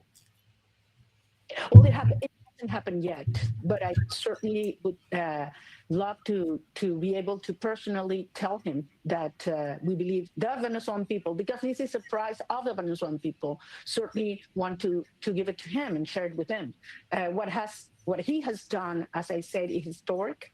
It's a huge step towards a democratic transition, and you can feed the entire 1972 NFL roster inside my mouth. This is a hell mouth. Buffy the Vampire Slayer has to fight demons that come out of these. But yeah, no, please get the Nobel, Donald. Please. We're sharing the whole country. We're sharing it with you. Just let me run the fucking country. I really want to line my pocket stealing from these fucks. I've had to deal with fucking Miami for so long. I just want to go home and grift. Yeah, it's like Miami's where they send people like when prison can't handle them. I don't know. How does that work?